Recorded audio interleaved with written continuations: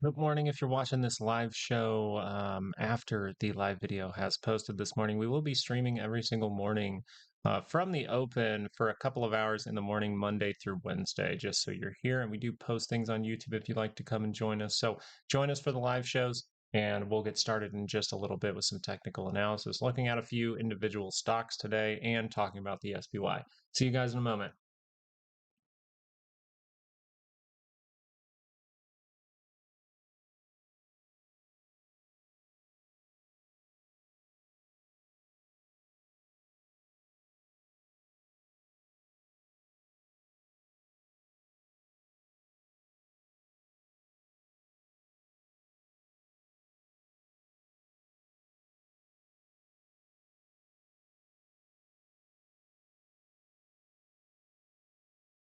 All right, fine. We'll get started because Law says I'm being too quiet.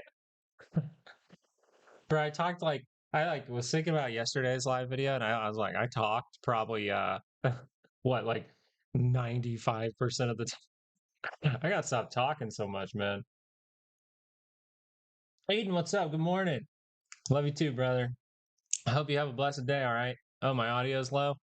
What's going on with this thing? Like, how low? Why is the volume so low? That's so strange. It says it's the same on my end. Let me go check. Let me pull up the stream real quick. Sorry about that, guys. Give me a sec. I'll see if I can fix it. That's weird. Try to reload as well, because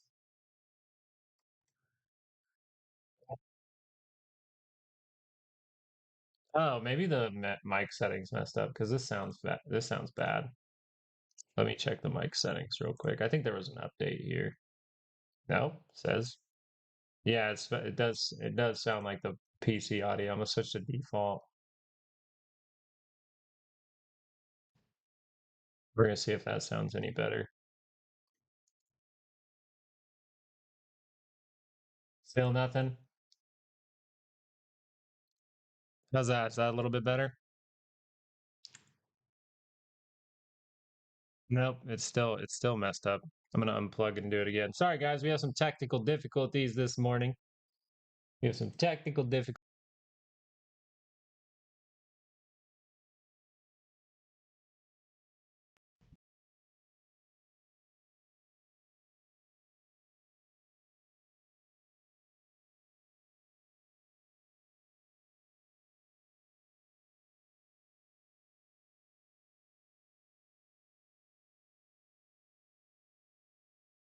This doesn't sound like this the entire stream. That would suck.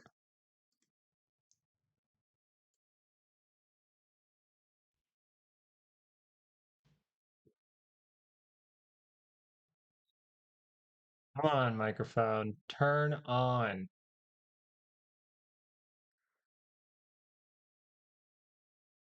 Like,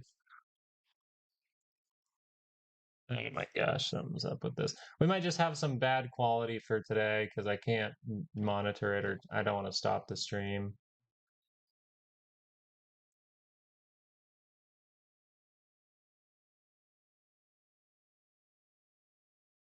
But it's really annoying. Maybe I'll reset my computer and try again.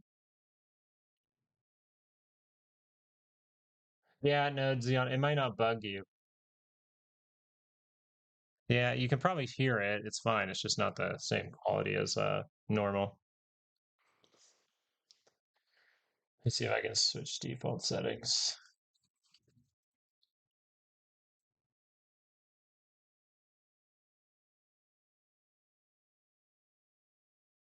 Where to paste down. Let's do this. Changing properties may cause audio application issues. Oh, here we go. Microphone test. Start the test. That's so weird. It's picking up like way too much. So that's obviously not my microphone.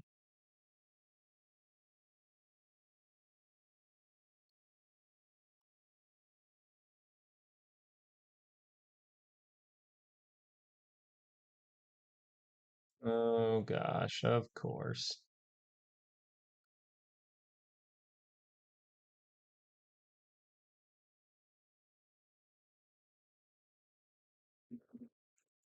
Test.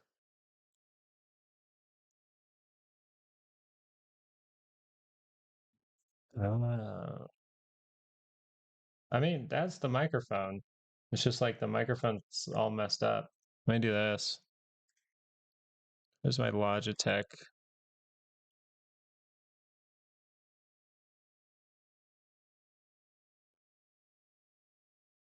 There we go. I think Logitech was not loaded up. How's that sound, guys? Sound better?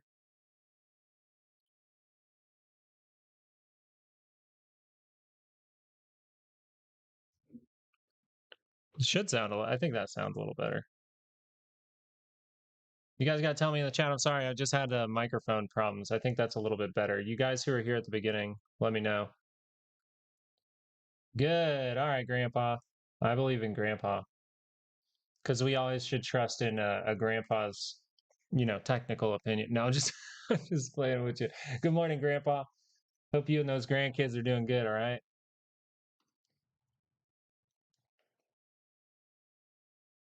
I think it sounds the same. I think I had my stream up. I definitely saw a change. My voice got deeper. It's like I have a thing now. I have a thing that's supposed to cut out sound and stuff like that.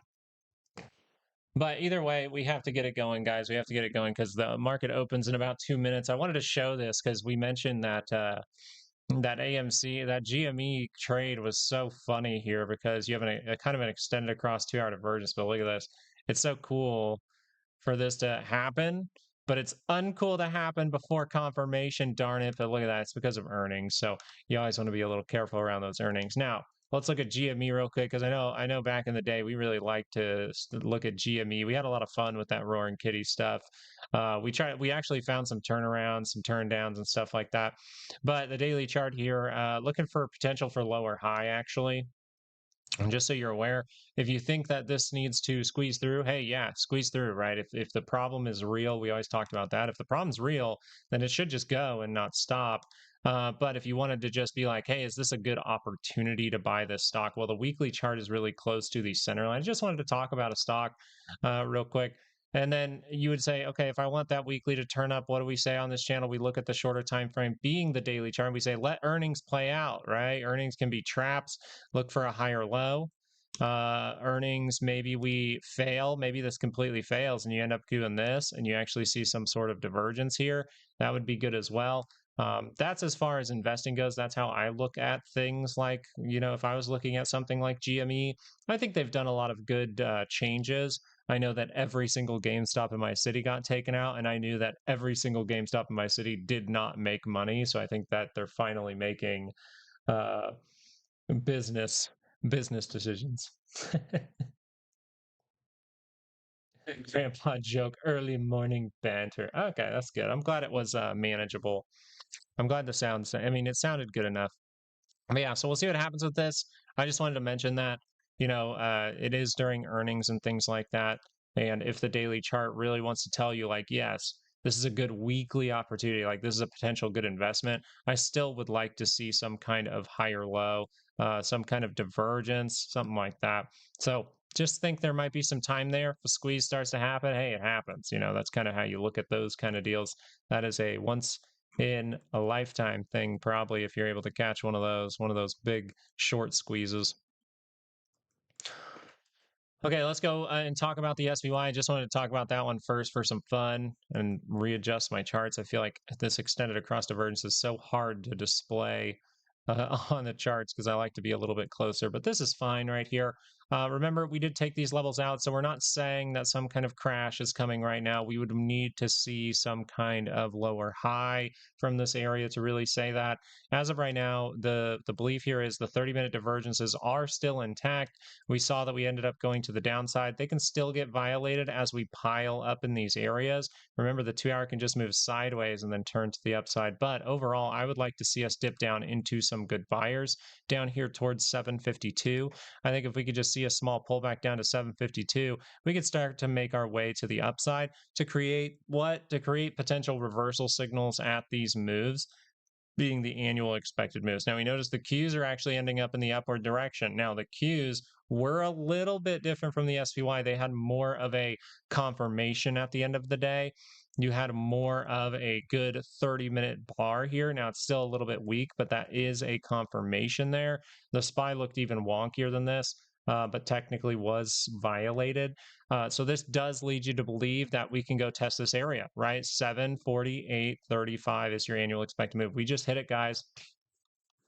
Good job, market. Man, everyone's thriving. You're right. No one is struggling to pay bills. Energy costs are cheaper according to the government. Your energy bill's getting lower, isn't it? Gas is cheap, huh? It's cheap, right? Because everything's so good. No, just I'm trolling with you guys. I'm having a little. I'm not funny. Let's just be real here. And we did tag it. Isn't that crazy, Xeon? I'm gonna call you Node or Xeon because I hate getting people's names wrong. We see that we are at that level, and the 30-minute does suggest what? Ooh, we got to look at something here. We got to oh, no curl up in here. So the point I want to violate is right here. So if the bulls want this to continue, we got to break through this right here, and we're trying to do it right now. So go bulls, go, go, go. Keep it going, because you are at the first point of heavy resistance for the week, right? First point of heavy resistance is going to be right here. The second point is going to be right here. We can kind of connect the dots and say, hey, this area right here can be risky. Risky, risky, risky area, especially for something like IWM if that bad boy wants to get up there. But hey, it is failing as of right now. Remember that we discussed how we were able to take back some pretty good levels. There's some shaping in here that looks decent, but if we need to go do a double dip, we're still going to watch for this 30-minute. It is close enough to the center line that I think it's a little bit like risky. I do think it's a little bit risky of seeing something like this, but I don't think that this much positivity can just be thrown out the trash. I think you would like to see some forming, something that tells you, yes, we are going to roll below these areas. As of right now, I think last night's video was the way to talk about this. Curl down, even if we curl down, we can actually still make a higher low off the daily expected move. So we will be watching this as it tries to go negative, understand that it's risky, and see if we get a failure of that signal by curling up into positive territory. The reason for that is just because the 2-hour chart. Now, this doesn't mean the 30-minute can't get a drop. We can set it up over here. The 2-hour can get a little bit closer to that center line and then curl up. But I mean, we really tried to grab something. You see a big wick here right inside those buyers. Pretty nice. So if the 2-hour can just curl up right now, that would be the 30-minute kind of saying, no, no, no, this is just a pullback to grab buyers. It's a kind of a, hey, we're unconfirmed. We're going to confirm right back. That's what I think will take place. But hey, you know, what I think isn't necessarily how the chart proves it all the time. So we do pay attention to both sides. So yeah, 2-hour curls up though. Where are you going? Bam. And if the IWM has to get there or can get there, then the Qs can break through this level. So let's go check on that 30-minute for the Qs and see if they are doing what they need to do. Once again, the bulls need to squeeze through and get rid of these weakness and momentum signals, because you are at a critical level where if you have weakness and momentum signals, you can start to see what I would say for now is a 2-hour pullback. I think we still have a lot of time to create 2-hour reversal signals in the future. That is my opinion. The 2-hour chart looks like it's trying to curl down. We'll see if that's able to happen. Let's check on these divergences for the RSI. We are nowhere near violating them at this point. Let's just double check on that MACD so I can see any kind of curl up in here. Not in my book. So not in my book means we need to take out what? The bulls. If you want this thing to continue to the upside, you will need to take out this point right here for the RSI to convince me that we need to reset signals in some fashion, and we can continue the positivity, maybe even up to the weekly expected move. As of right now, we're starting to fade. So let's go look at volatility. Ooh, volatility ended up contradicting the signals from yesterday. Signals suggesting, uh-oh, we're going to head to the downside. But it seems for now, remember, caution at the annual expected move. Very important, because the annual expected move is being respected here by volatility for the time being. The 30-minute is able to curl up and go positive here. If this thing is able to stretch to the upside, we are going to be seeing a 2-hour going into positive territory. There's the rejection that we talked about in last night's video towards the end of the video. I hope you guys were able to see that. This is the exact rejection scenario we were talking about. Fantastic stuff. And we'll see if that's able to take place. This means that the market looks like a 2-hour pullback is coming, but we've seen a violation yesterday, and now we're seeing a reconfirmation this morning. So we'll see what happens next. The big way that we can know, like, hey, yes, this does want to continue to pull back in some fashion, is if we actually take out the point of 754.63. If you're able to take out the point of 764, what did I say? 764? 754, my bad, 754.63, then it is very likely to see kind of an ABC style correction here, maybe into Friday, where we will get potential data with unemployment and things like that, but we will be looking for anything in these areas if we start to pull back here.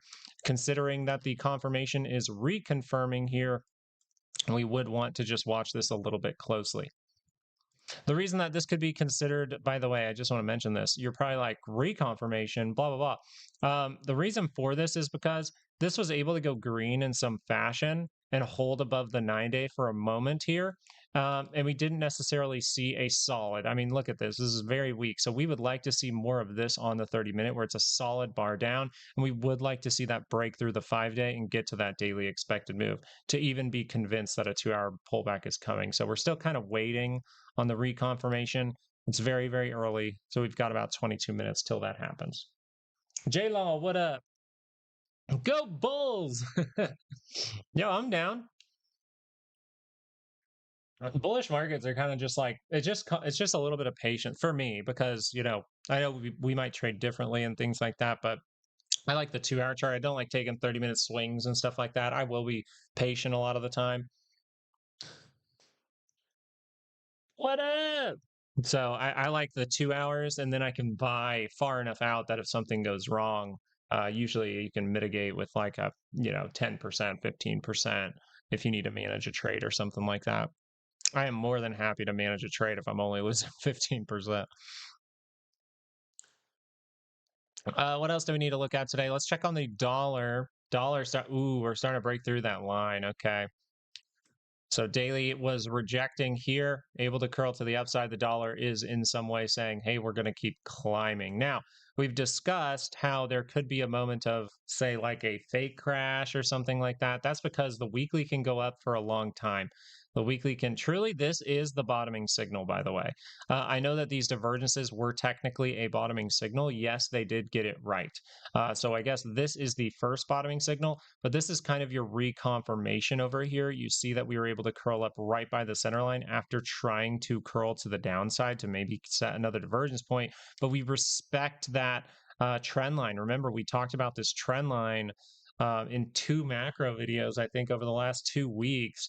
And we were discussing how, yeah, this trend line really matters. We're really zooming out on it and being like, hey, when's the last time something bad happened? What, 2022? Well, in 2021, we bottomed first. You notice we went up for a long period of time. And then over here, when we were able to curl up in positive territory, was actually the top for the SPY. So we still have the potential to build a trap. And you notice from that bottoming signal confirming, which was right about here, it still took, I think it was like here, it still took a long time from June 14th to February of 2022 before we actually saw the SPY top. We are starting to see that now, which means I still could expect what to happen? This to go up while the market goes up as well. Now, it doesn't mean we can't get daily pullbacks. It doesn't mean you can't get a weekly pullback. It doesn't mean you can't get regular pullbacks, right? It just would be like, hey, I'm still kind of leaning in that bullish direction if I don't see big reversal signals on the weekly scale. I don't see big reversal signals on the weekly scale. So that tells me we can go through some disruption, right? We can, but the dollar in the market might go up at the same time so that the SPY can reach up to its annual expected move. Yes, the Qs are at theirs. Yes, the IWM is almost to their annual expected move. But the most important is the SPY, and it sits, the reason for it, I know this is a weird reason, but that 796.10 is really, really close to 800, and markets really like those whole numbers. So could we get past 700 cleanly, come back, test 700, then curl to the upside to get to 8, and then we might doodle around up here for a bit of time or something like that. But we will look more seriously at the weekly chart up towards those areas. As of right now, can we get a weekly pullback? because that's what we should be paying attention to. Yes, you can. You have forms of rejection divergence up here. No confirmation as of right now, but you do see how we weren't able to make a higher point. We are making some sort of angle. Can we continue for longer? Yes, we can. So we will be watching a lot. We will be redirecting and trading like water for this market for a little bit of time here. Once we're in that downtrend, though, I'm super excited to show you guys. Especially if you're new, we always get excited in some kind of more volatile market because people freak out, but we have critical levels, which is just awesome. Wouldn't that be great, J-Law? I'm pumped for that. I'm pumped. All right, let's go. Let's look through a few of these on the 2 hour. Let's look at Apple. Apple curling to the upside here. We noticed that the 30-minute chart was able to squeeze through, right? Not able to fail in negative territory again to really say, like, yes, we're rejecting off the 5. Instead, we're able to go positive. Once we go positive, you see it kind of kick in once we go positive, and we go make that new high. Fantastic. That means that the 2 hour chart is curling up. That means the edge right now is for the bulls. But if we're able to hold these divergence points down here, we can start to see what the daily chart looks like. And this is great. This is great behavior from the RSI because this is almost told to you. Notice that we violated on the RSI. That's kind of means if it's only on the MACD, the signal's a little weak. I would like to see a stronger signal. You do see it on the MACD, but to create it on the RSI, you would want to see another divergence point kind of over here. So this is actually really good behavior here for Apple. That very, very good behavior here for Apple to do this as far as momentum goes. And now you would be watching this move very carefully. This does not mean, hey, I'm going to short everything. No, this is a 2 hour that curled up in positive territory. That means test high, go make a new one. That's what happened. And the 30-minute is still in the first positive move. So you would be looking for this move to fail with a lower high on the 30-minute. You would be looking for this to fail maybe on a divergence on the 30-minute. If you don't see a divergence, if you don't see a lower high, then this thing can squeeze through. If it violates those 2 hour signals, then you have to make new ones. If the bulls are able to step up, this is kind of how you treat it. If the bulls are able to step up and take out these points, then there is potential for creating those signals in the future. So if you squeeze through, then there might be a trade over here, right? That's kind of how we look at bull markets. That's how I look at bull markets, at least. Tesla, very, very nice here. Tesla kind of in an up and down kind of spot, right? Tesla kind of saying, yeah, on the daily scale, I'm saying this might be a lower high, right? I'm saying, okay, we're going to go take out that low. But the problem is it doesn't have to be a lower high. If the 2 hour is able to curl up by the center line, we can actually head in the upward direction. Very interesting. So let's see if the 30-minute gives you any kind of hint. We do not see hints as of right now. We are still just doodling around below the 5-day moving average. We would watch for if we can reach up to these sellers. Watch out if we're able to reject off of them and they clamp down. But if you can squeeze through those sellers, really get through them, that would be fantastic. And we can utilize maybe a higher low to say, hey, that 2 hour is going to get going. I want to squeeze. You want to squeeze something? You gotta go look at those smaller stocks or something. Hey, AMC is pulling back or something right now, so maybe you go for a squeeze over there. AMC, I think, has divergence here, by the way. Daily divergence. You do have daily divergence here if you get confirmation. It's looking pretty good, though, for AMC. It's just the options market's wonky, so I can't give you much about that one if you're looking for a squeeze play. This is nice here as well. The daily scale giving you the lower high for Amazon, suggesting that we can go deeper, right? If you reject really close to the center line, that goes negative, bad thing. But what if Amazon catches itself? If Amazon's able to catch itself on the daily and curl up in positive territory, we still would be considering testing both of these highs. You kind of would consider both, but you would say a breakthrough of the first one would be a good thing and a pullback leading to more buyers. It is the daily scale, so sometimes when you get going, this is your pullback, so you might just start to extend with that nice Harry Potter for Amazon. As of right now, we could look into the 2 hour chart and see how close it is to the center line.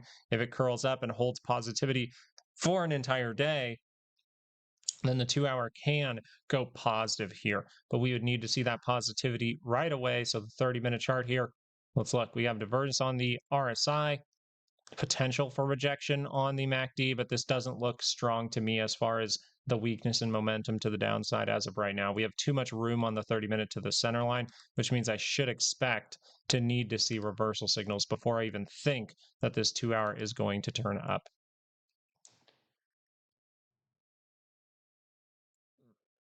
Ooh, IWM's going too, I think that's going too deep. We'll see. But actually, no. I'm going to rephrase that. Look at the 2-hour chart. Who said that? Chris said that. Diggy said that. Okay, and we'll go over NVIDIA in a moment. As far as IWM goes, and here, we'll give you guys second standard deviation before we talk about it. Second standard deviation for IWM to the downside is 286.33. So this is kind of a line where if I say was, and I'm not saying that you were or I was, because I was not, but this line would be like a good target if for whatever reason I decided to short in the morning IWM, then I would say, okay, I can maybe take profit, right? Maybe I shorted last night. Oh, I'm benefiting. I take some profit here at the first line. If we're able to break through, then you would start to say, okay, my take profit might be that 286.33 for those runners, right? Now, the key thing here, though, analyzing it wise, is we say, oh, it's almost too deep. I agree with you. And at the same time, I kind of disagree just because we still have time to get down here. And this is a lot more time than you think. This means that if we can remain in this area, even breaking this low, if we can remain somewhere around here and create 30-minute signals, right? We go down, down, down, down, down. We spend some time here and you start to see it build back and do this, build back, and maybe we see some of this take place. That can be a good thing. So we'll watch this very closely, but as of right now, this is failing. This is the curling down closer to the center line, right? We rejected. Some people would probably call this, right? Just like the daily chart over on the, what was it, the Tesla. This is kind of like a rejection on the 2-hour, right? Is that a lower high?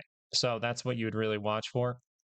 You just be like, okay, if this is really a rejection here, then we're going to reach down deeper. If this is really a rejection here and a failure to get to this, then the daily chart is going to start to cross down and confirm. So if we're confirmed like this by the end of the day, it opens the door to something on the daily or even weekly chart because you have the divergences on the MACD and RSI. You have triple divergence on the RSI for the daily scale. So you're in a risky spot, all right? You're in a risky spot here for IWM, but is the daily going to curl down? That's what you kind of have to say. Because the 2-hour hasn't really shown you the divergence and you haven't gotten a clean lower high, you still would be like, hey, if we create reversal signals in here before we're able to go negative, then that's kind of everything that says we're going to turn around. Well, we're going to get there. Look at this. We're going to watch this for a bit. We'll do NVIDIA and we'll come back to this. I like to see this, but also at the same time, if I really think we're going into a negative trend, then that's fine. We are pointing in that direction. I just have to know if this curls up, it goes against that.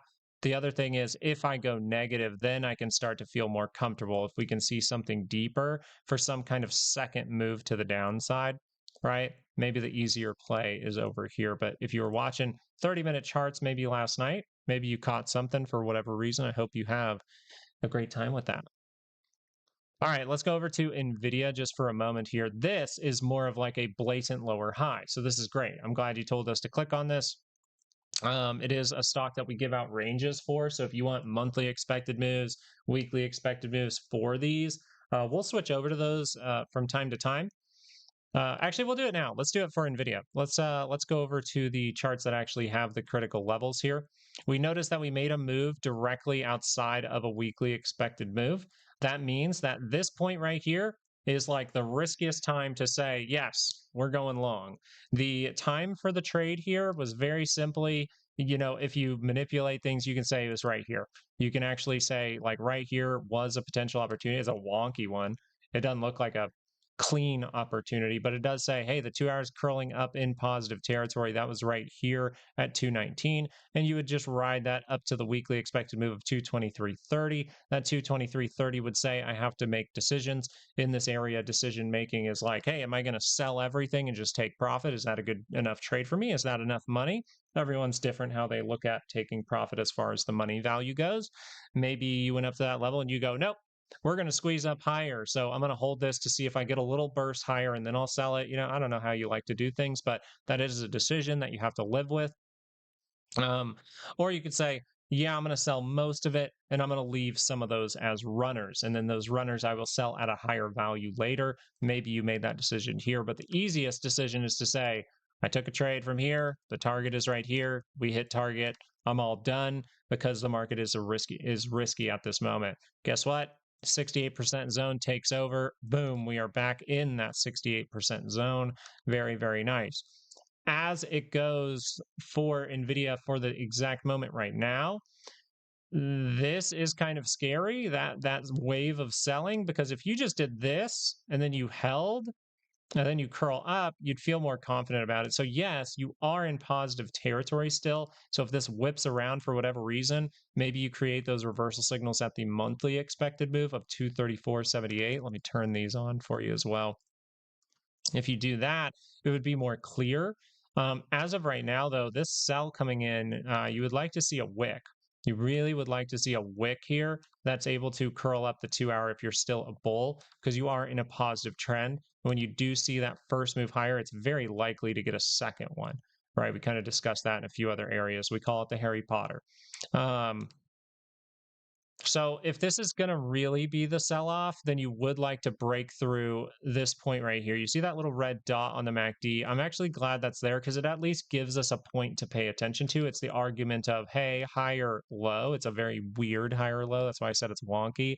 But taking out that level would be enough to potentially go negative, right? We noticed that if that were able to get there, we'd be slightly negative. Then we would start to say, hey, lower highs start to become probable in some kind of shape like this.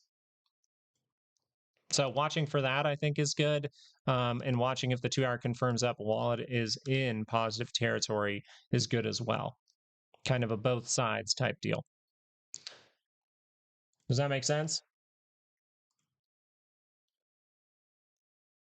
Would you expect, considering IWM led to the daily expected move and broke through it, I would say that the Qs and the SPY are even more so probable to see the lower daily expected move. I don't use daily expected moves on my charts. I just use the weeklies and monthlies. That way I never get convinced to day trade because I'm not the best at day trading. I have kids that interrupt me and things like that. I always want to have an open door policy at the house. And if I day trade, I get distracted too. You guys know my ADHD. There's 10 reasons why I suck at day trading. Okay, good. It makes sense. Q's hit the annual.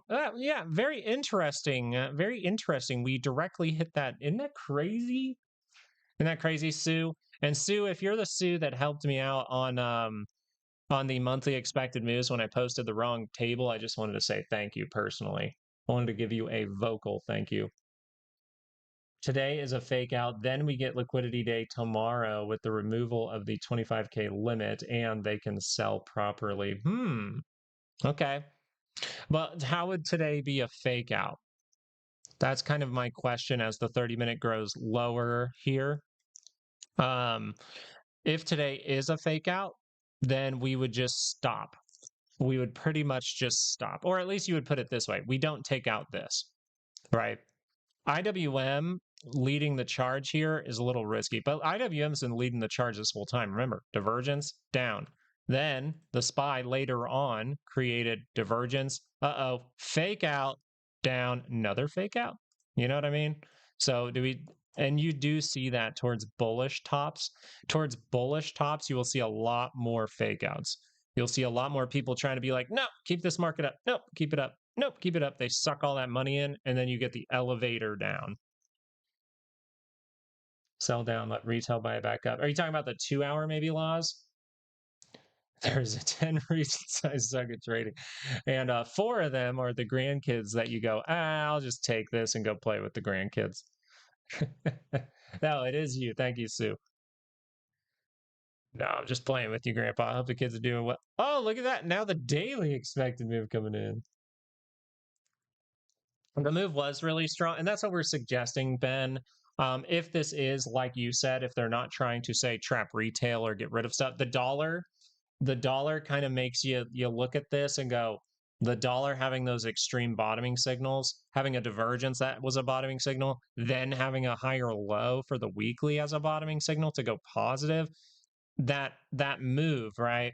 That dollar just growing does start to lean you towards, is you would maybe say smart money. Is smart money doing something right now behind the curtain? And retail's starting to hold this up, or they're starting to offload things to retail like they like to do at tops. That kind of, that wheel starts to turn. If that isn't the case, then you should squeeze through, right? If the say systematic money, if the big money starts to push this thing higher to where we violate divergences, no lower highs, anything like that, we just push through really, really tough, then you would say, oh, okay, they still have a higher target. Right, Ben? That's the only thing I can point to, though. That's the only thing I can use to disagree with your statement. Yeah, that's the only thing I can disagree with that type of information with that statement. Other than that, as far as it goes, maybe you could look at breadth and things like that. Because breadth wise, the interesting thing as far as like moves and stuff like that, you would kind of go, ooh, there are some crazy reversal signals out there for some of the. Actually, someone asked for this yesterday, and I apologize for not looking at it. SMH. The key thing here that I wanted to point out with SMH is the triple divergence ahead. So the indice that is really going boom to the upside, you start to look at this MACD and you see that little divergence. Now, can you get triple? Of course you can. I mean, look how far away you are from the center line. This doesn't have to be a weekly pullback, but a daily divergence is what you see before a weekly pullback. This is the first point, and it's very far away from the center line. So if it's very far away from the center line, it can cause a weekly pullback. But at the same time, if the daily just curls up at any point, you're very likely to keep going, right? Keep going, keep going, keep going. You do have some form of divergence here that says a weekly pullback can come. This is the indice that I think has really caused this market to go nuts lately. PMI out soon. I think I said this was coming out yesterday. All right, PMI comes out in about 2 minutes. We'll see if we get a reaction from the market here.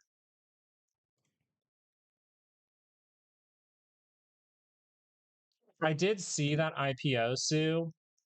IPO wise, the risk of like say IPO, a lot of the IPOs that I've paid attention to go like this, where it's like, they jump right off the gate. You see a jump right off the gate, then they kind of come down, they doodle around, they do this. They actually go lower than the point. Then people scoop it up and it kind of like finds its middle ground. It kind of, and then it'll find that middle ground and then it'll start to behave more like a regular stock, right? It's kind of like, my wife's getting into the Pokemon card realm. She's an artist, so she's making those binders and she's having fun. She's actually, I can't believe it. I can't believe she baffled me. She started a little thing and was like, I just want to paint binders for people and I'll see if they'll pay for them. I'm like, okay. Like, just because she always wants to she wants to work, you guys. Um, she she she already has 2 commissions. She posted like one video to like 19 followers or something, and then she got 2 commissions already. But it's kind of like that.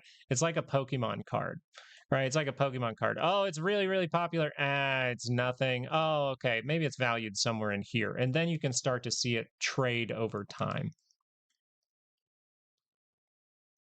But SpaceX, I assume a SpaceX IPO behaves a lot like a certain stock.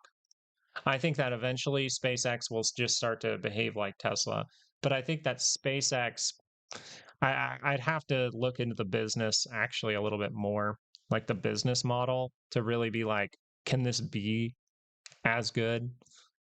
You know, a manufacturing 54. Let's see. Well, we already touched the daily expected move. So if we're able to curl up right here, so we'll watch 30-minute. I think this will curl up by 2 hours from now. If it's going to, that being said. 5-minute, are we still pretty negative? We had data, but we're pretty negative. So pretty negative on the 5. So we'll see if this 30-minute can do a continuation move. We'll see if the 5-minute can do a continuation move, and the 30-minute just keeps coming. IWM. Oh, I think we're going to the 286.33 personally. I think we'll get there. I ain't gonna, like I said, I'm not inclined to short this market at all yet. I want to see that if that 2-hour move to the upside happens first. I think the bullish, I think there's one more easier bullish trade for the SPY.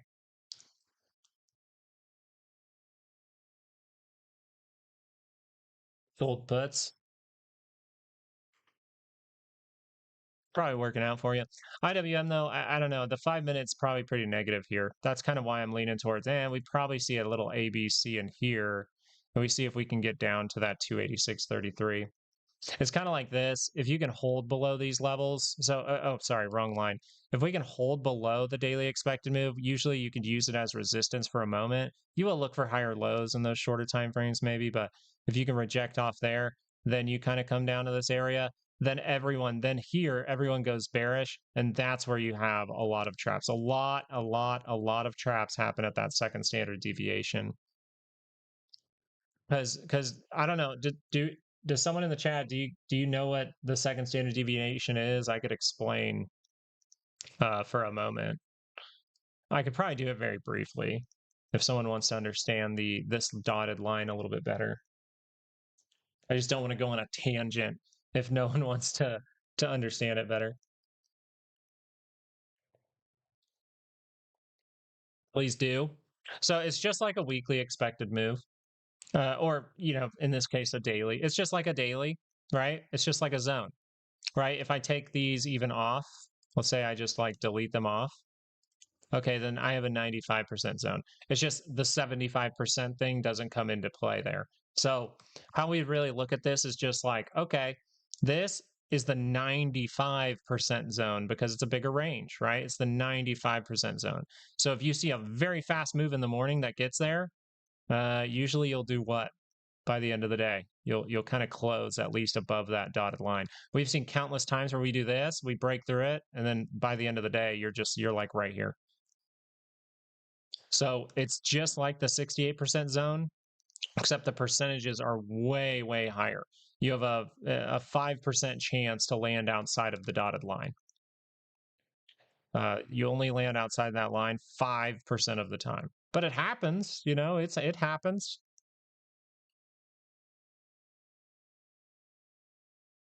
Then you bounce it off, you feel ripped off. Oh man.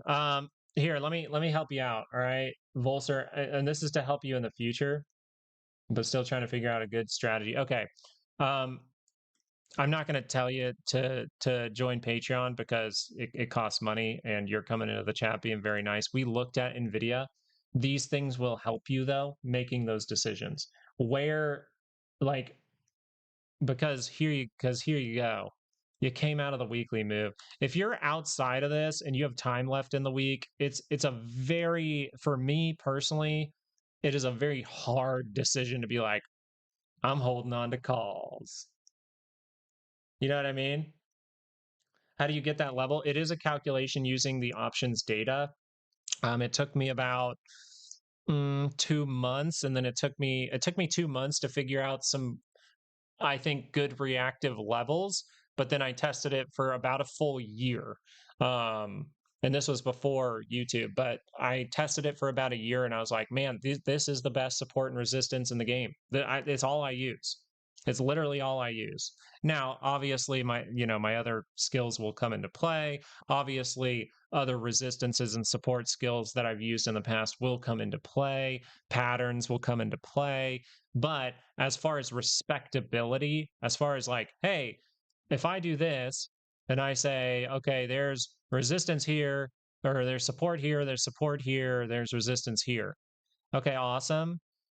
I can put a lot more weight behind option data, in my opinion. And that's based off of a year's worth of just paying attention to this and seeing a complete change in pretty much how I viewed the market moved over time. This is a potential for rejection as well, just like Tesla.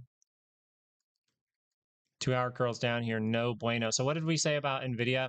We won. We really want to hammer this home, guys. We really want to hammer this home, especially if you're new. If you go on to Patreon, you get those weekly and monthly expected moves. We're showing them off for the live show because I'm doing this, for free throughout the whole summer up to my birthday, which is late August. And towards my birthday, we're going to switch this over, and we will have one free live show a week. And then it is to see how it goes, see if you guys enjoy it, see if it is helpful to you guys. But at the end of that, so at the end of August, pretty much my birthday, we will have a membership for this to really clamp down, and we can talk a little bit differently about stocks at that point. We can talk a little bit more seriously about opportunities at that point and stay focused. The main reason for that is to kind of get rid of trolls and stay focused. But this is a great learning opportunity. So I'm thankful that you wrote that in here, Volser. It takes some balls sometimes to admit, hey, I got something wrong. That's great. My hat is off to you. Fantastic. But just know that with information like this, it will help you in at least it will help you in stopping making a bad decision. You were outside of the weekly move, almost getting to the monthly expected move. So what does this mean for NVIDIA? If there is another opportunity, then the 2 hour would want to curl up. The 2 hour needs to curl up while it is positive. If you do drop down, or I'm sorry, the 30-minute needs to curl up while it's positive. If the 2 hour rejects here, that's what you would want. You don't want the 2 hour to cross down with that momentum, because then you're going potentially negative after a couple of hours. You can test the low, go make a new one at that point. So if you're bullish here, you really want that 30 minutes to turn around before we take out this point of like 211.20, because that's the only point that we can really look for that would say, hey, we're going to roll. So if we take out that point, you're probably going too far negative. We'll have to see. Everything needs to be proven though, right? This is all speculation using our skills, right? This is all speculation using our skills. We have to actually see how the market proves itself, see how each individual stock proves itself.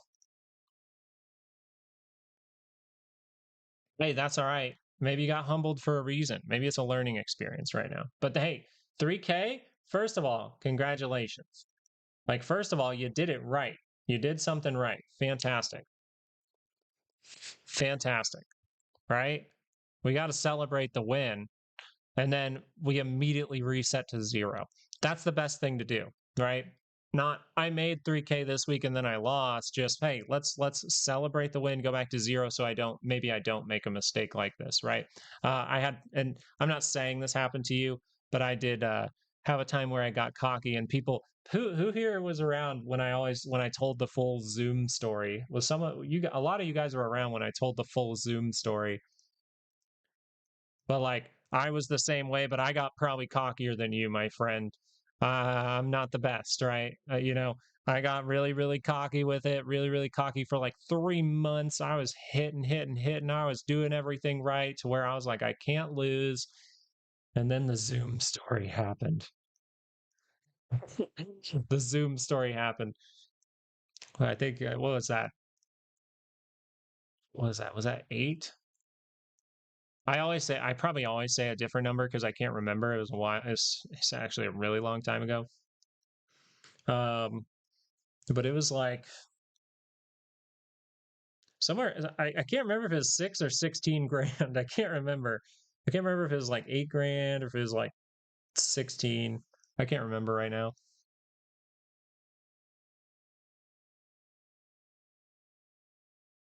The most common time to concede a goal is right after you score a goal. Yeah, that's kind of facts. LOL Zoom. Yeah, I'm sorry, Zoom. No. It was a different Z. It was Zillow. No, it was Zillow. I'm sorry, guys. Zoom. What the heck? Zoom? Zillow. It was Zillow. Because I like to do some housing stuff every once in a while, and I was like, oh, maybe I'll look at Zillow. Doi. So I had that moment too, my friend. Exactly. And I think you're reacting to it very well. I will say that. I think you're reacting to it very, very well. Saying like, yeah, I made a mistake. Oh, I think that is the best reaction you can have is I made a mistake. Because then if you can admit it, you say it out loud, you can see it right in front of you. It all kind of stacks up. And then as long as you don't go into the I need to make the 3K back, but say, nope, starting over at 0. Next trade's its own trade. Nothing in the past matters. Nothing in the future matters. The next trade is the next trade, right? It is itself. Very good.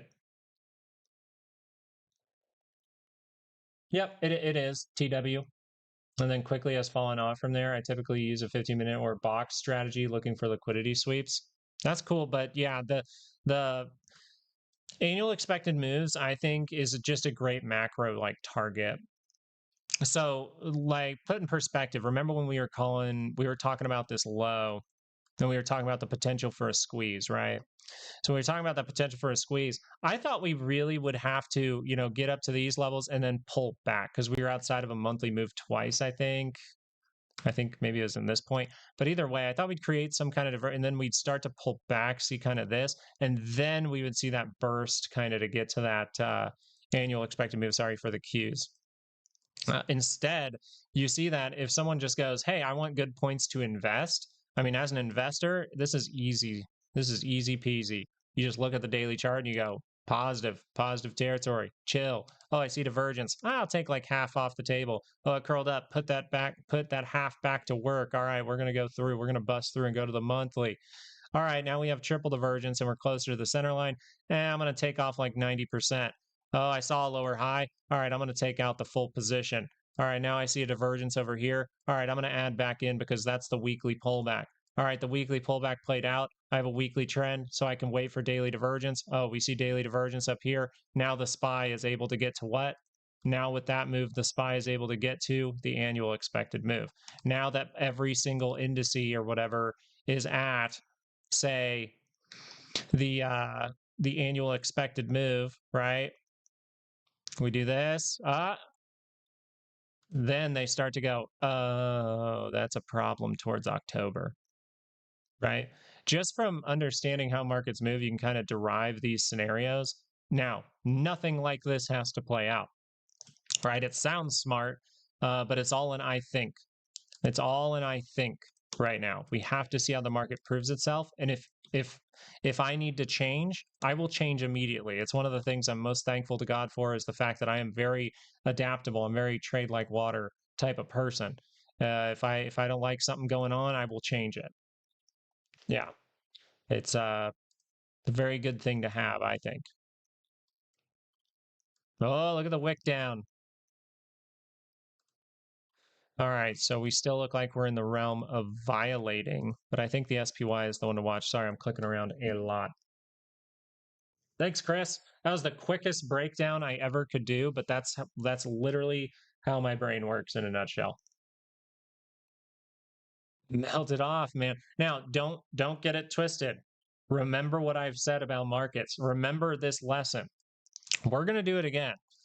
We just drew it up, but we're just going to make it blatant for anyone that hasn't seen this.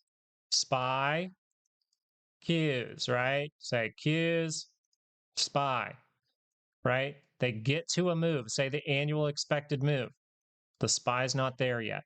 So the Qs might back off for the SPY to back off, and then you see the SPY squeeze higher while the Qs, those semiconductors don't push the Qs up as high, and then we can maybe see a couple of pushes. We'll have to see, but we do want to see the SPY get to that move, and that's that weekly fake trap that I was calling out. But this is a phenomenon that I've seen countless times with weekly, monthly charts, so I believe it to be true with annual charts. I haven't necessarily seen it with annual charts blatantly. So I don't know if that's the behavior we are going to see, but that is the behavior we looked for. Actually, in a couple months ago, we looked for that behavior. And then weekly scale, you see it plenty of times.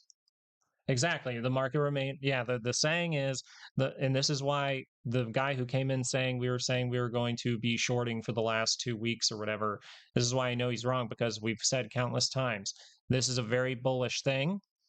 Shorting it is very difficult, and the market will surprise you, because the saying is the market can remain irrational for longer than you can remain solvent shorting the damn thing. I always add shorting the damn thing. I just do 2 hours. I like 2 hours. I really like 2 hour charts. If there's a bigger reversal signal for daily, I'll take more extended out. So I like I will say that if we go into volatility, then I open the door to 2 week options. Sometimes I still take only a 2 week, but 2 to 8 week option contracts, so expirations is what I like. And then I like to just target weekly and monthly expected moves. So, like the most basic way to understand how I like to do things is I don't like to do things here. If the market's in a serious bullish stance, I don't even look at puts. All I do is sit here and go, all right, I see 30-minute divergence. I'm prepared for a pullback. If that pullback is successful and curls to the upside, if this can curl up by that center line, I do my homework right in here on the shorter time frames to see if I can take an early position. But if the 2 hour just confirms, I can take that. And then I would see if we can hit a target of a weekly expected move, or if there's a monthly move, whatever. But in this case, the weekly expected move would be a great target if we get a 2 hour pullback. Now, that weekly expected move will change.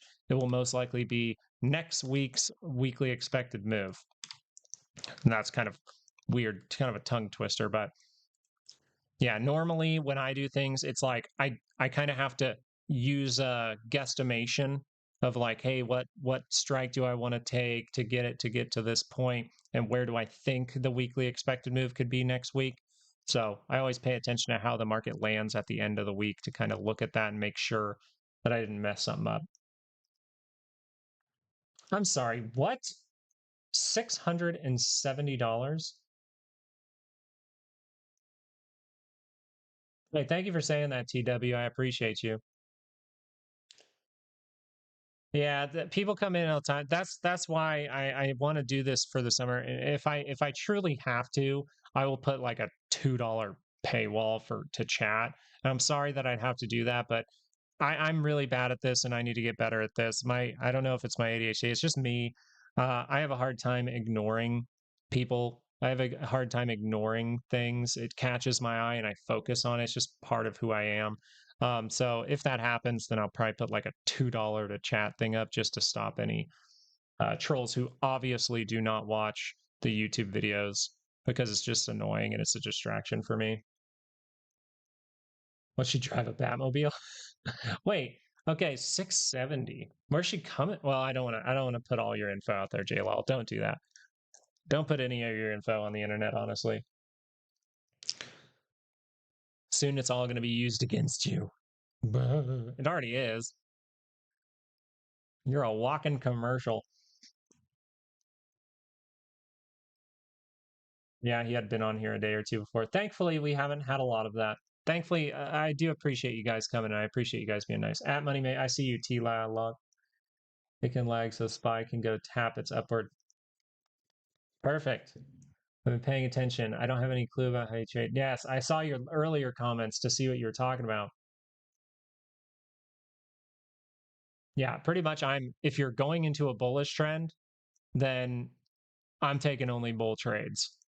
And even if I see a big reversal signal, if there's no reversal signal on the macro scale that I can buy like 8 weeks out and be confident behind, then normally I'm waiting for a lower high. I'm waiting for us to go into negative conditions, or I'm playing volatility. I really like volatility.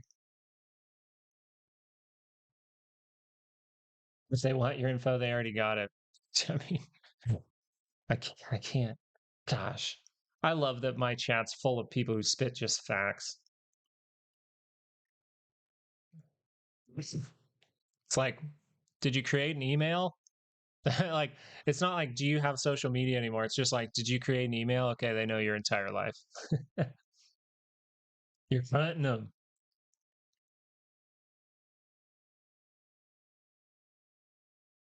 All right, I like it. Let's keep going down the path here. I think we were on NVIDIA. AMD, I think, is risky. Daily scale showing a bunch of divergences. Trying to violate through. 2 hour can create that divergence in the near price action. See how it's very extended across. But hey, this could be that extension, right? What if it extends through? Well, if it squeezes through, there's nothing to do here. But yeah, this is pretty. I mean, AMD, when I build a computer, I'm actually looking at AMD products. So not mad about that at all.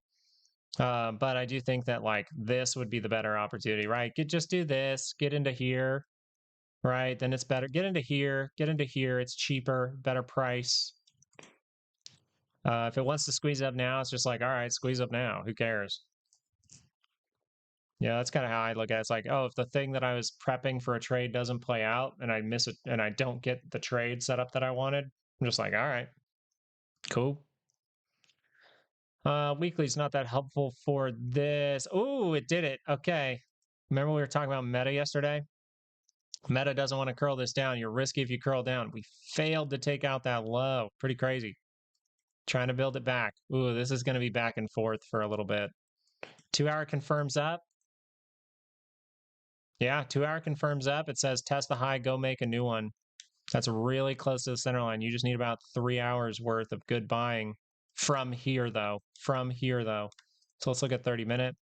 Oh, there it is. Look at that. Look at that. Look at that. You got what we were talking about. Now it's very tight, and big reaction to confirm it.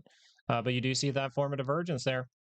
Remember, if this wants to turn around, what do we say? High or low? Exactly what we always say. Notice it doesn't change or create that divergence here.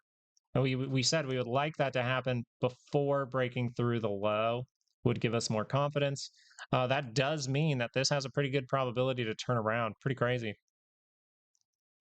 The state of the market, though, the state of the SPY and the Qs tag in that area, if they're going to use Meta, maybe they use Meta to squeeze, but you do have divergence here now. MACD, let's look at that RSI, very tight. It's not very significant. I'm not convinced. These are some strong sellers here, still below the 5-day. I'm not convinced. I think that's too tight. That's too tight to really put all my eggs in a basket, you know? Man, but that signal line, look at the signal line for RSI confirming. Price obviously going to try to confirm in about an hour. So you would just go, hey, if I want to take a bull trade here, right? If I say, maybe I want to go early and I just say RSI, I'll use a smaller position, RSI and price action. If this posts in an hour, say it closes right here. You can take, right? Obviously, anyone can do anything. You push your own buttons. For me, what I would be staring at if I made that decision is this 30-minute. I'd be going, hey, if that curls down at any point, I'm out for the time being. I'm being very careful with this signal. But some of the signals in here do suggest 2-hour can curl up in 2 hours by the center line. Pretty crazy. You expect me to use your pure magic. Thank you. I hope that's not like some kind of sarcasm. No, they're working well today. It will work well for the percentage that they are supposed to work well. Does that make sense? You have to kind of consider it that way. Not every single day these things are going to work, but from a percentage perspective, it does have a higher percentage to work more often than not. And when it doesn't work, say you break through, then you just add the second standard deviation like we did on IWM, right? And look, there's the retest. Let's see if it's successful. Let's go over to a 5 and watch this just for a moment. And then we'll get back to the individual stocks. I'm having fun going through those. That's pretty good from the data, right? Isn't that from the data? 859.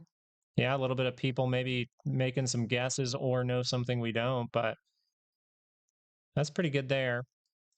You would have liked to kind of see like, oh, a reaction from the data like this, and then you climb up slower, in my opinion, at least. You still just don't get it twisted right now. You're very negative in the very short time frames. You guys looking at those, trying to zero DTE stuff. You still got a wave of sellers here to do something. You know, volatility picks up. So when volatility picks up, right? Volatility is down. What do you see a lot of? A lot of this, right?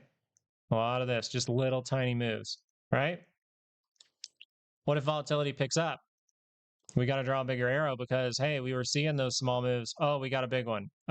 Oh, we get bigger moves, right? You start to see bigger moves with volatility. So what's considering IWM did experience a volatile moment, snapbacks, retracements, moves like this do make sense. So we could completely do this, go like this, and end up down here all in the morning.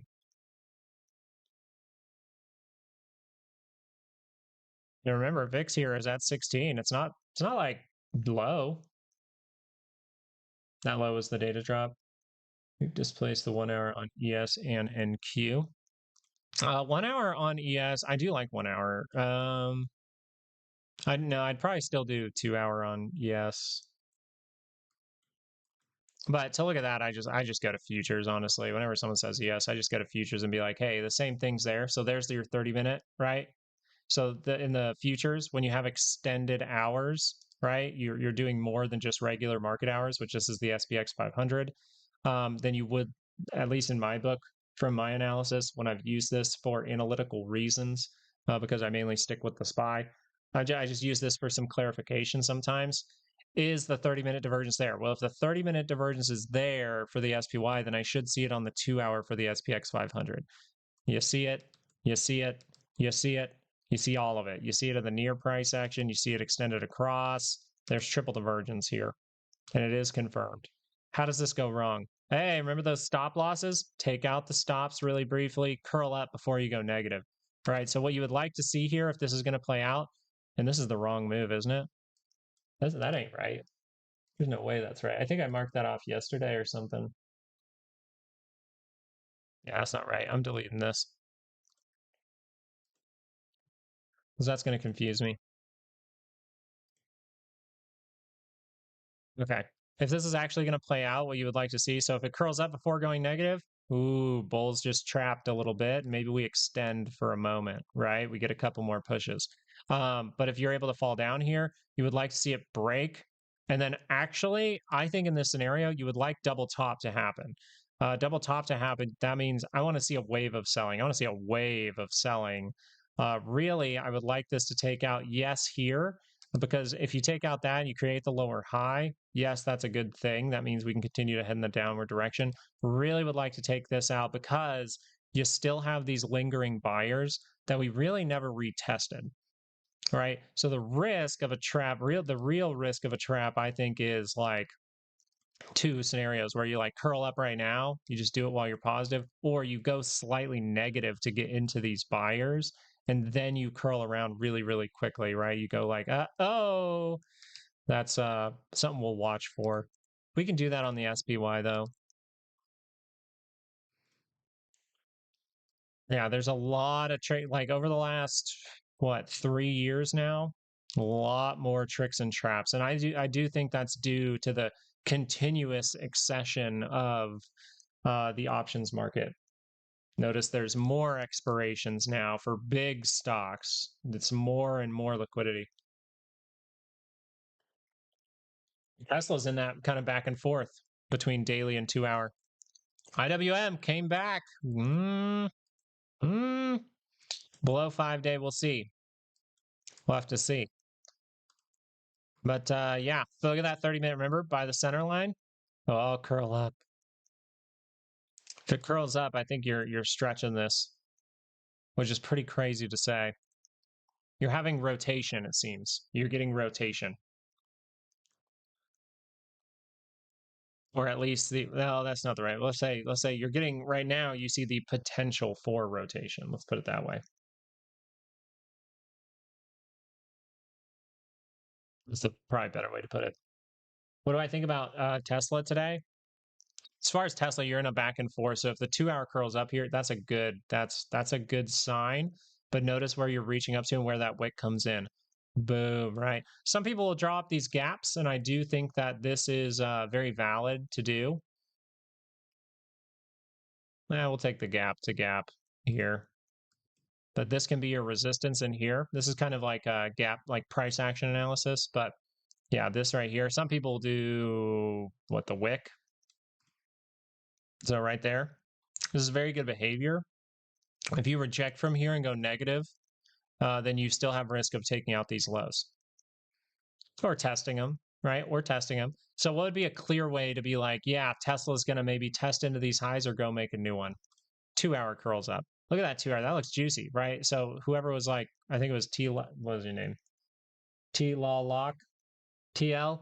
You if this curls up, this would technically be an opportunity.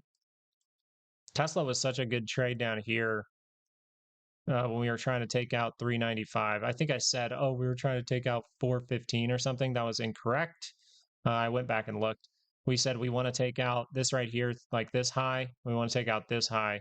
And boom, we did. That was great. And that was because of what? Because of these flat to upward divergence on the RSI for the 2-hour. So we wanted the daily to turn around here. This is much simpler in my book. 2-hour curls up. All right, I have something there. 30-minute rotates down into negative territory. Trade failed. I'm out. But if it doesn't fail and it curls to the upside, I'm looking for a new high above this one, hopefully looking for a target. Let's see if we have a good target for this week. Pretty good. I think it's a little high. Like, this is where you have to consider there will be bumps in the road. Bumps in the road can take place here or here. But if you're able to squeeze through, potential target could be that 458.70. I would just expect some little bumps in the road. But maybe not. You never know. Maybe you just take that out, you squeeze through, then you pull back. Squeeze through both. 2-hour curls up, that can happen. It's just, I'd be really watching this 30-minute for if that rejects now as you are in those sellers. And then if you really want to be like, hey, is the 2-hour going to turn up while it's by that center line? Look for that. Look for that. Right? If this happens, that's a reversal signal, right? If you get the curl up over here, then you would have this on your MACD, right where? Right at the weekly expected move. There's a lot of ways to look at this, but we haven't seen enough proof, I think, to really say which one it's leaning, because you do have this happening right now, which is you have the MACD suggesting, because it actually curled up here, that this can be a lower high. It's just far away from the center line, though. It's far away from that center line. Dang, if that extends on the daily, though, you're going to wipe some stuff out. If that extends all the way to the monthly, you're going to wipe some stuff out. So yeah, very nice.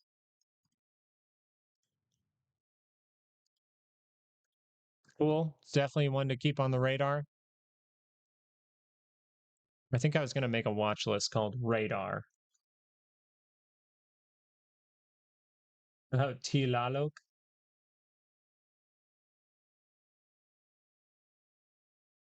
Oh, looking good. Yeah, I think you got to look at that midpoint. Midpoint for IWM being the midpoint between these levels is probably going to be that 5-day. We'll see. 30-minute needs to curl up by that center line. That's how you kind of start to stretch. Because if that 5-minute, kind of like I was saying, if that 5-minute rejects from here, you are at risk of going down to the 95%. But around there, maybe you see little 5-minute somethings. Maybe the 30 minutes able to catch itself and turn up before this thing goes really negative, right? Maybe it just goes, eh. Maybe it does it right now while it's just positive. If it does that, break through this high, bam. Can we break through this one? We'll see. Squeeze through, pull it back, retest those highs in here, retest like in here. Then curl to the upside again. You're getting to the annual expected move. There's your 2-hour move. It's just we're displaying it on the 30-minute with a Harry Potter. There's your 2-hour move. All right. Let's look at it. I think it would be pretty quick.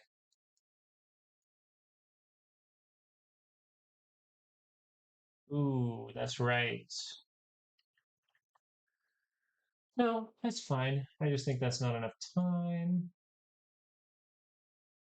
No, OpEx, I guess. Then you would maybe say, I want it to get to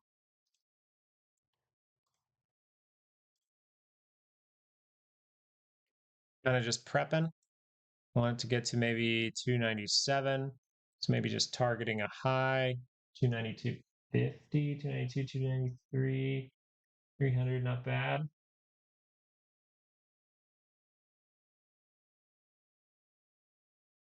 Keep it small, and we'll see. We'll see if we get any kind of confirmation from IWM. Getting kind of set up for that.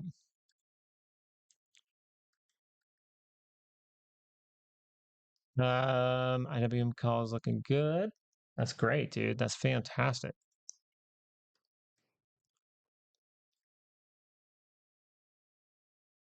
Look at that. Still failed to break that low, just barely. This is it. Look where you are. You're there. This is it. Do we see the trick and trap, or do we start to fall through? right? Do we see it here, here, here, or do we fall through, start to reject off that 5-day? Get that 2-hour pullback for the SPY. I really wanted to play the SPY. I have IWM kind of set up and planned now, but I might still, I got to see if, because my plan here is to play the SPY. I think the SPY obviously has more room than IWM. The reason for looking at SPY is because the SPY technically would have more room for the annual perspective. So I'm kind of taking that into those shorter time frames, being like, well, are the Qs really going to go up higher? They're at that annual expected move. Are they going to go dramatically higher? Or is the SPY going to try to catch up? And we're going to see the SPY kind of do these crazy moves to try to catch up. You think it's going to dump? I hope it dumps. That sounds great. What up, Ian? How you been doing, my brother? Hey, thank you guys so much for joining today. I hope some of you guys saw the video last night and were like, hey, I want to go check out live video. That's fantastic. Feel free to ask anything in chat. And hit that like button so more people can see this. All right? Just when you hit the like button, just hit the no trolls option, you know? Yeah, if there's an option for that.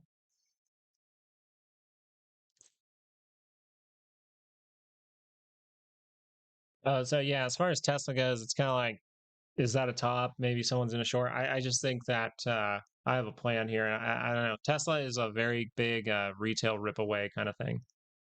Mike's been low. There's been a problem with it. I'm gonna look at it right after the stream. I'm sorry for the quality at this stream, but we tried to mess with it at the beginning of the stream. I don't know what's wrong with it really.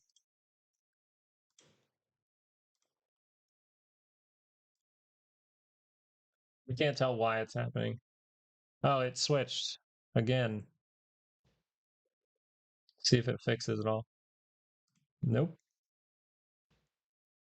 I'm gonna have to redo settings here. Oh, there we go.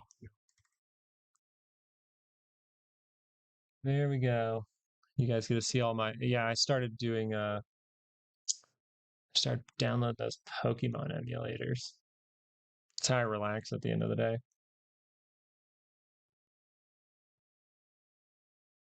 Look at this mic, see what the heck's going on.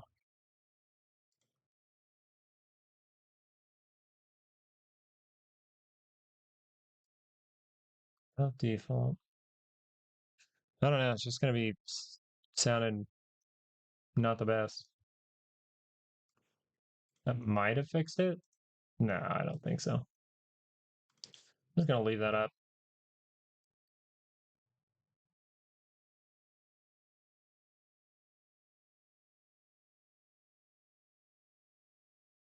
Say 13 plus. Let me look at it over here first. I'll look at it for you. You seem kind. We'll see. What's it called? I have to take a look at it over here first, though. Because we don't want to get in the habit of getting sidetracked too much of what we're really watching for. 30. If 30, yeah, I see what you're saying. This is probably too much of a target. 13. I think if you can get a confirmation above 1120 for this, potentially, but it just had a huge squeeze and it's technically still saying 2-hour pullback. So stuff like this, major big gap, obviously.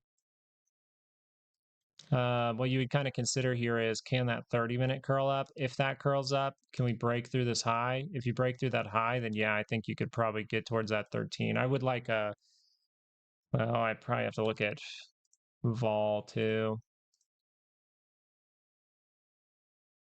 Volume's very low, very low. So weekly expected moves probably still would help you here, but you'd have to take it a little with a grain of salt. I'd say if you can confirm up here or just get a confirmation on this MACD, there's a chance for it. All right, that's at least the right timing. If that fails before making a new high, then I would expect a roll, and you're going to continue to 2-hour pullback. I think that if the 2-hour pulls back, I think that's a better opportunity. But yeah, this is super low volume. So if the volume gets sucked up all of a sudden, you can really see something bad. But yeah, I'm never going to hate on someone trying to execute something. It's just a very small amount of volume.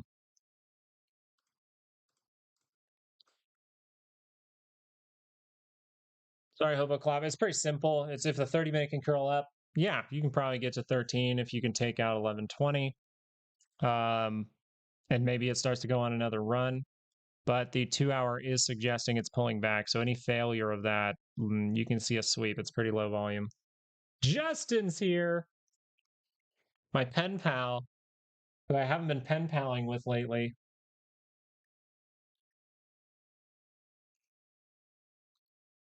All right, Justin's here. Justin, hold down the fort for me. I got to go do something real quick. I'll be right back. All right, guys, be right back.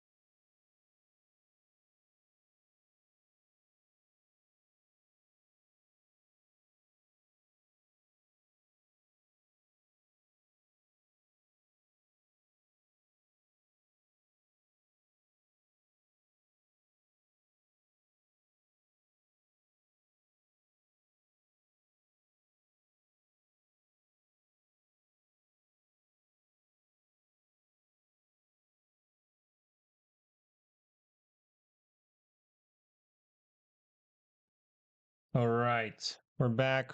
We're still with probably the bad quality for the mic today. Unfortunate, but I'll get into that and fix it for tonight's YouTube video. Hopefully, we're going to put out some of those daily expected moves again tonight if I can. Sorry, last night's video was a bit quick. I kind of had to get through that pretty quickly last night. But tonight we'll be hopefully having a little bit more time. We'll see. I usually like to put a little bit more time to Thursday because Friday I kind of keep for family. But SMH, we actually covered SMH, but I will go through it again for you, Justin, because you're my bestie. No, I'll go look at SpaceX chart. You took profit on the Tesla. Which direction did you go with, Grandpa? Which direction did you go with, Grandpa? Went up.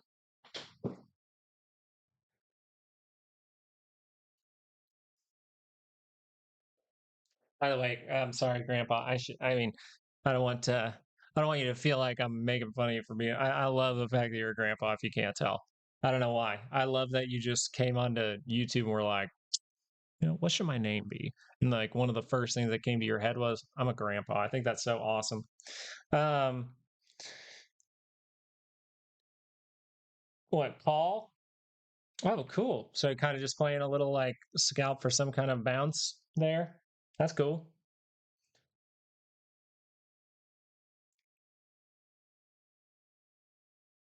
Adopt grandkids. Are they adopted? One of my best friends growing up was adopted. And when he met his family, man, that was such a cool moment. Such a cool moment for him.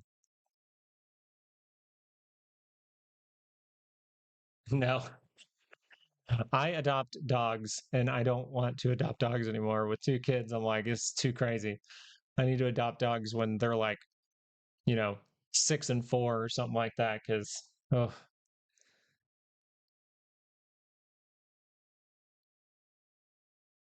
neighbor kids call you grandpa. Hey, that's so sweet. I saw a video of some girl that like wakes up every morning and calls her neighbors and is like, "Hey, can I come over for breakfast?" And like their families have breakfast together very often because of that. And it's so sweet. All right, let's try to get through some more of these while we're kind of having a lull here. Oh, I was actually okay. So I today's stream. So if you guys didn't know, these streams will last for 2 hours, 2 hours to 3 hours in the morning every Monday through Wednesday. We're going to do it for the entire summer up to the late stages of August, my birthday, pretty much. Then from there, we'll look at things and see how things are going, see if you guys are enjoying it, and if we need to keep on with these live videos.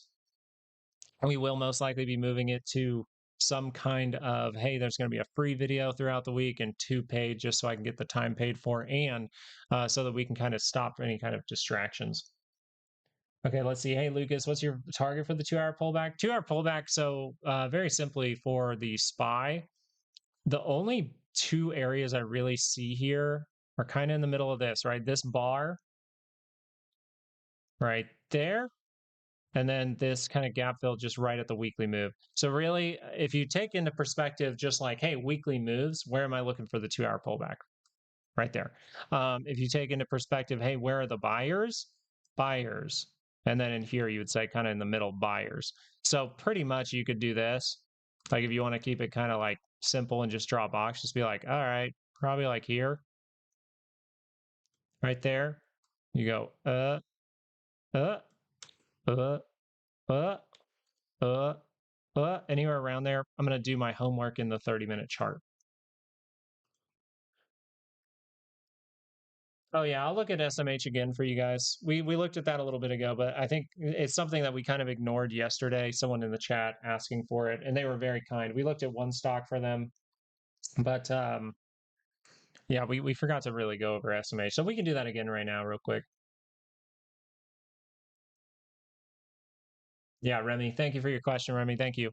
Appreciate it. Yeah, a lot of the time, guys, if I'm saying, oh, there's going to be a 2 hour pullback, the easy solution to that is just, hey, weekly expected move is a good area to watch. Right. Oh, I think okay. When this curls up, where do I think we're going to go up to? Probably next week's weekly expected move. Right. That's a very simple way to put it. We tag those levels 75% of the time, right? We tag one side 75% of the time. So that's why I do that. That's why I do that. Let's go look over at SMH. We probably should make ranges for this at this point. 2 hour squeeze through. That does lead you to believe that you can go further. That'll lead you to believe you can go further.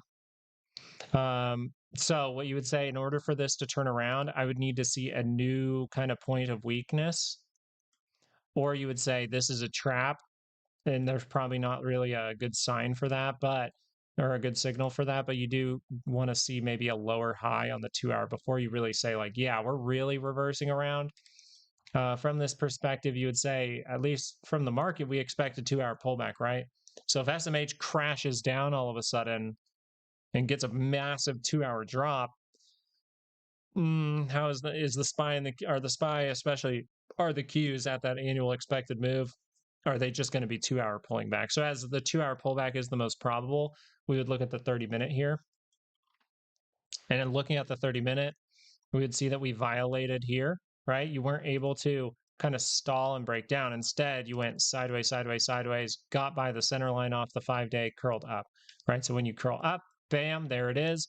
Curl to the upside, head to the upside here. All right, we're still heading up.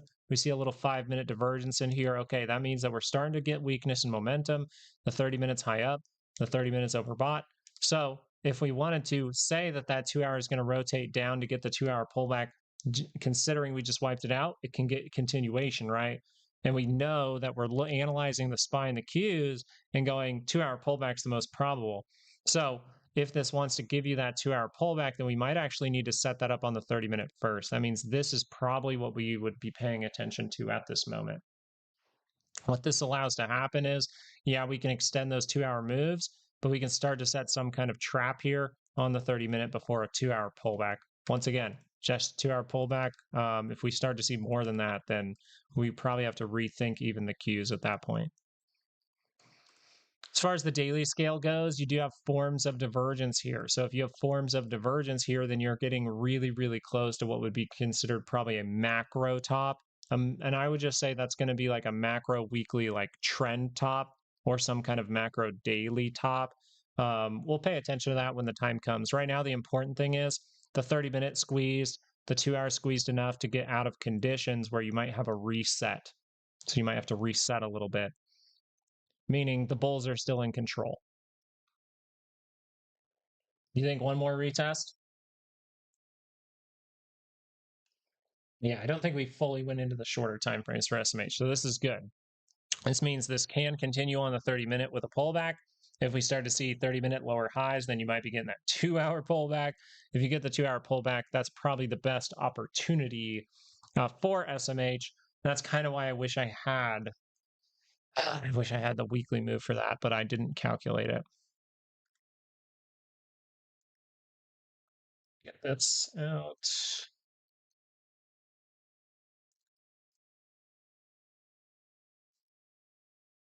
Shoot, I gotta put something away real quick.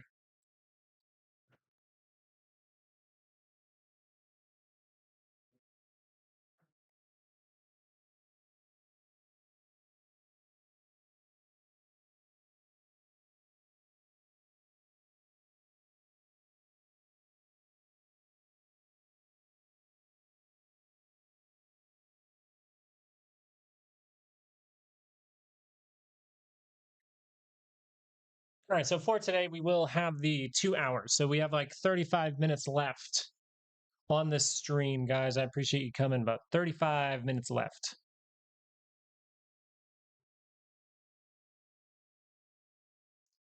You think that was a retest right there? I want to see IWM.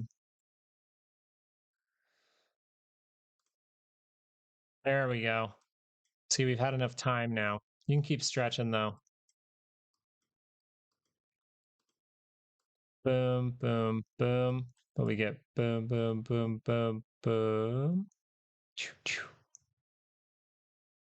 Then we build back. Right? See if that could take place.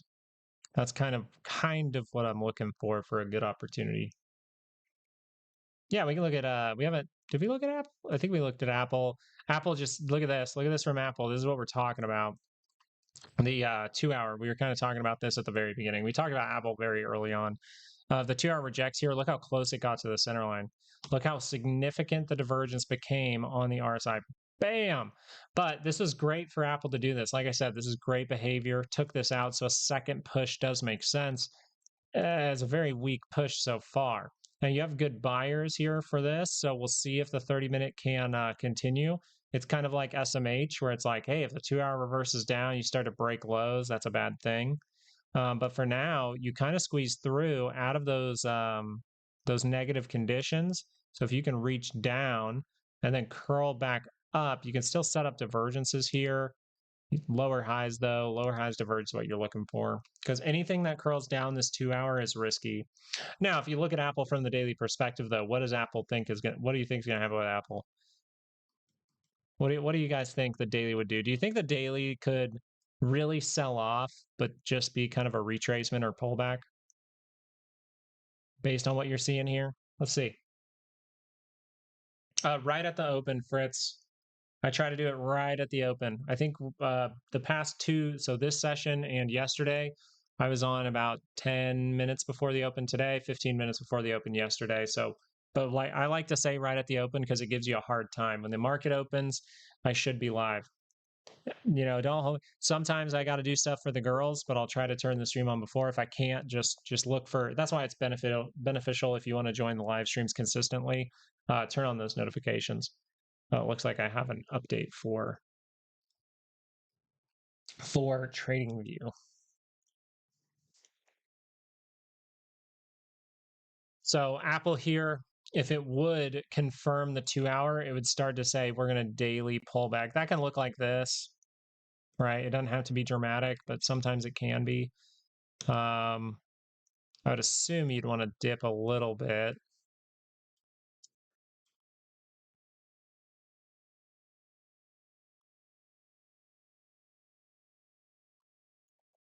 Okay, so if you get a daily pullback like this, it would confirm, then it would start to say, hey, the daily is going to pull down.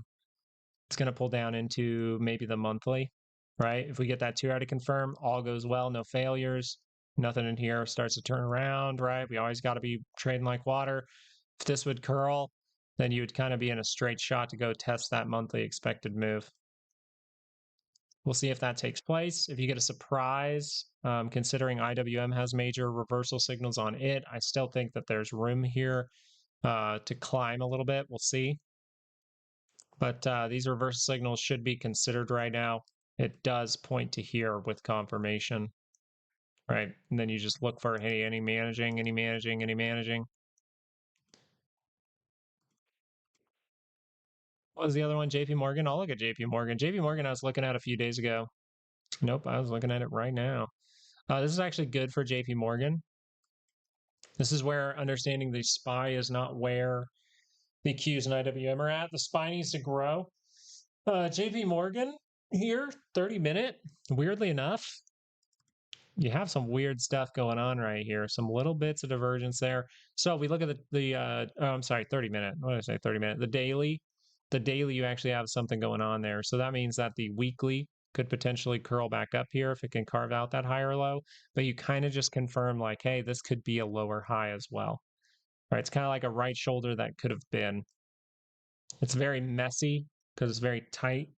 But left head, break that neckline, right? Break it. It's very messy down here, but you did cleanly break through all of it. You come up, you fail, you go negative. What happens? Test the low, potentially go make a new one. As of right now, though, daily scale, if that can curl up, you do have a form of divergence that says, hey, we can climb up to the monthly expected move. 2-hour chart. Yeah, not the most to derive from there besides this.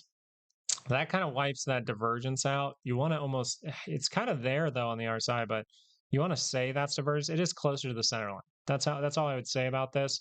If the 2-hour confirms down, you might be failing, right? Test low, making new ones, right? Then you might start that stretch down towards that monthly move, right?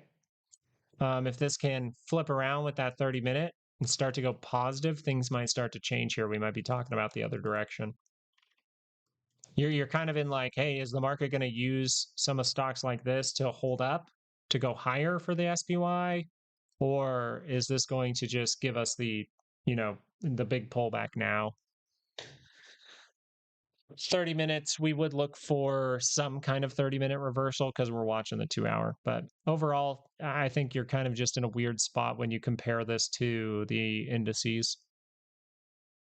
But if we're saying, hey, there's a reversal signal, anytime there's a signal that has the reasons, perfectly fine.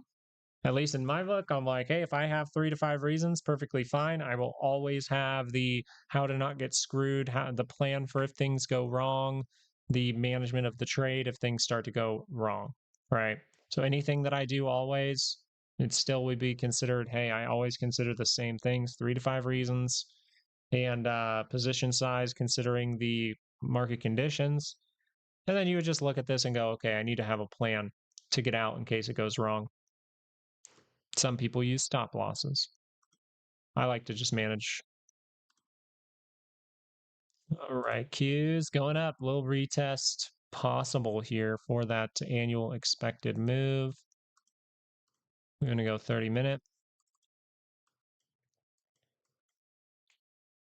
We've got about 30 minutes left. Bull trap confirmed. It was all a bull trap. I will disagree with that statement. I don't know what you mean by it, but all of this is not a bull trap. It might be later on in the future. I do think that from these stages, I think this is kind of your bull trap stage on the macro scale. So I like half. I would say that since I'm including half as that, then I half agree with you. How about that? How about a half agree? Does that sound good? That sound good, Goro? Goro. Oh man, I did the button thing.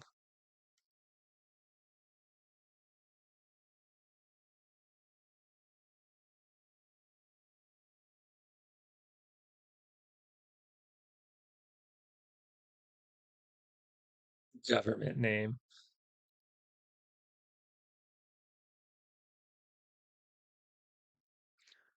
Okay, let me see here. All right, let's try to get through a couple more here. I think we just did Meta. Microsoft. This is so crazy, but Microsoft, what a move. Almost gets to that weekly. Goes right down to the other weekly. That is crazy. 2 hours still very positive here. Now you're outside of the weekly expected move. That says like, hey, bearish positions become difficult here. The 2 hours MACD is suggesting this is a pullback. It's crazy looking. So I don't know if you'd consider that kind of a waterfall effect. Maybe you're able to do something like this. You see reversals probably down at the monthly at this point, unless the 30-minute can just build back, take care of a couple of gaps, build back, start to create those higher lows, tell you that 2 hour can start to go again. Right. So pretty much you're waiting for the 2 hour pullback to be done. Hey, Fritz, have a great time. Tell the daughter I say hey and have a great time. All right. Market up, downside, that is the strength of your technique. That's true. That's true. Short and sweet.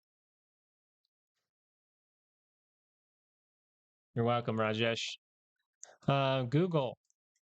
Google in a different story, right? Isn't Google in a different story?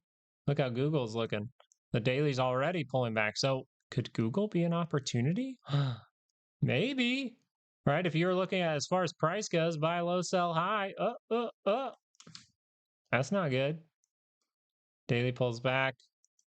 Daily by the center line. Daily curls to the upside. We shall see. Monthly expected move might help you out there. 2 hour chart here, very much a wave of selling and very much a negative MACD. This would mean we need what? We need something to turn us around. Last time it just turned around. It gave you a 30-minute divergence probably and just turned. This time, I still like those 2 hour hints. I do like those 2 hour hints, but Google didn't give it to you last time. It's not always going to give it to you. See if you can take the market back in some fashion, considering you're outside of the zone. But as we're stretching, you'd kind of be like, if we get a bounce here and we reject, where are we going? Boom, to that monthly expected move. That's where you'll look for reversal signals for the daily chart. That can get you really close to the center line and be a decent opportunity. We'll see.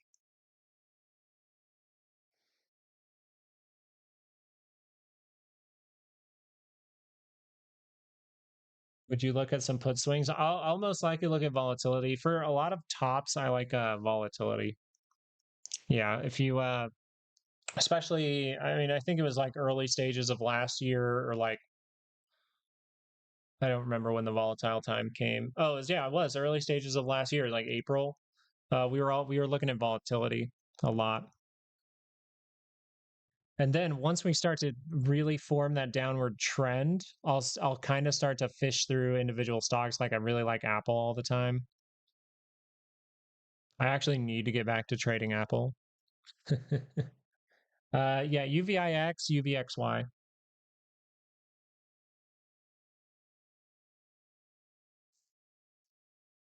Both of those. But just lately, because of they've restructured that because it always, it's always going down. UVYX and stuff like that's always going down. They have that readjustment.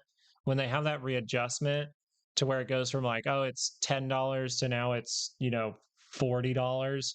There's a huge discrepancy in price. Like the cost to buy options becomes real heavy in one direction. Yeah. All right, let's go back to IWM. There's the rejection, maybe. We'll see. Right, I think that 95 line. See how we get to the daily and we start to hesitate? No, we'll see if we can break through. It doesn't mean anything, really. It's just like this is a form of resistance now, and you're right in the area. So we see if this can negatively turn down. If you do this, and then everyone gets bearish, and that just curls back up. Potential for a 30-minute turnaround, right? Just a 30-minute. Remember the 30-minute. If you want this IWM to be kind of bullish, you would like a higher low here. You would like anything in here that suggests we can curl up while we're close to that positive territory. Because you're in a 2-hour pullback. If the 30-minute can solidly make a higher low here in some fashion, and this starts to curl up, you're pointing directly towards this area. That's why yesterday, this was the thumbnail for IWM for yesterday's video, because we just briefly talked about the danger of IWM and the cues at these type of levels.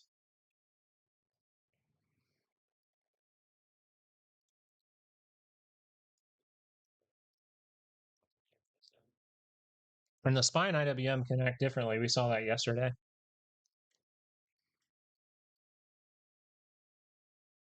That's why I'm saying like there is potential for rotation, right? Because at these highs, they like rotate things around to get it to sit up higher, use the options market, liquidity to hold up higher. But we got to see if it actually plays. Okay, we got a couple of people here. KMB, CCO. Yeah, I'll look at KMB real quickly. Kimberly Clark, 30-minute is deep here, just wiped out any form of divergence. You see the failure of the divergence here? That's a failure, complete failure of the divergence. Huge sell there. See if you got any hints. No, this thing wiped you out. That's unfortunate. So this is where, stop loss, things like, well, you'd probably be looking for a sell here, right? If I was like, say, hey, that 30-minute divergence is going to play out, it starts to fail and maybe I don't react or something because I was maybe doing a management of the trade type thing, it really wiped you out if you were doing that. So you'd kind of look for that bounce and then see if it rejects. And if it rejects, you go, okay, I'm out here. Right? A lot of people sell at the low when there's usually a reactive bounce. 2 hours deep, taking out lows. Daily just crossed down. So if daily crosses down, that means this is risky. So you got to really wait. I think patience here to make sure that things can turn around first. The daily, as of right now, is curling down, suggesting that we can kind of wipe this out.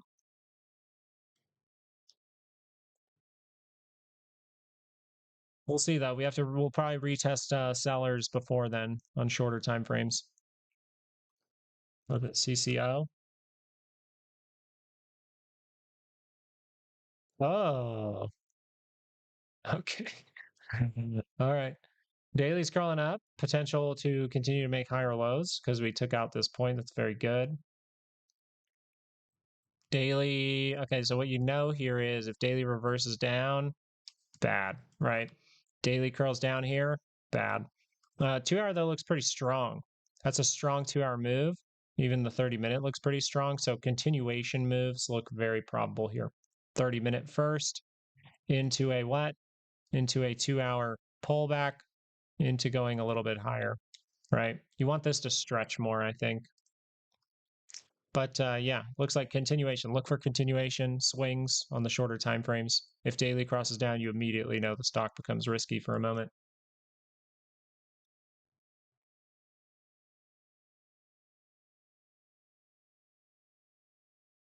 Let's look at VIX. Oh, are we gonna? Hey, who this morning said trick the trap, trick trap, trip another trick, another one? Who said another one? Because that would mean that this 30-minute fails here. Curls down, you start to become a little more. You have more of an argument. Will it ever come back to the previous highs? Let's look on these. Like these high, like way up there? Yeah. I won't. I can't answer that. I can't answer that right now. What I can tell you is I've been looking. Actually, I've been looking at some of these smaller ones. I think it was DJT as well, because they have these divergences. You see that? See the divergences there, which means like potentially an easy target of 11.15 at some point. So IWM trying to gear up, right? Um, for this one, you have a similar scenario. You kind of have that double bottom divergence forming here, and it actually confirmed. So this confirmed. That means that right now, this is trying to do this, but it's not a straight shot, right? A lot of the time, you'll see those 2-hour pullbacks. So what are you in right now? You're most likely in a 2-hour pullback phase, which is the exact phase that IWM is in. So if this has more time to pull back, you're at the weekly move. That just tells us, okay, do we pull back into here, set up reversal signals on the 30-minute and curl to the upside, and then maybe we go to next week's weekly expected move? That's what I would be considering here. It seems like 2-hour swing trade could be pretty simple here, but right now the 30-minute is bleeding, so I'd really be looking at the 30-minute for hints. Even at the weekly expected move, I'd still be looking for those 30-minute hints. Soxel's insane. Yeah, my dad made a ton of money off that. Like a ton. Uh they just were they were just buying it at good prices, and they over the last month or so, month and a half, yeah, they're cooking. My boy's cooking. Yeah, we've been over SMH a few times, so we'll have to we'll go over that again. We'll go over SMH again tomorrow because we only got like 15 more minutes.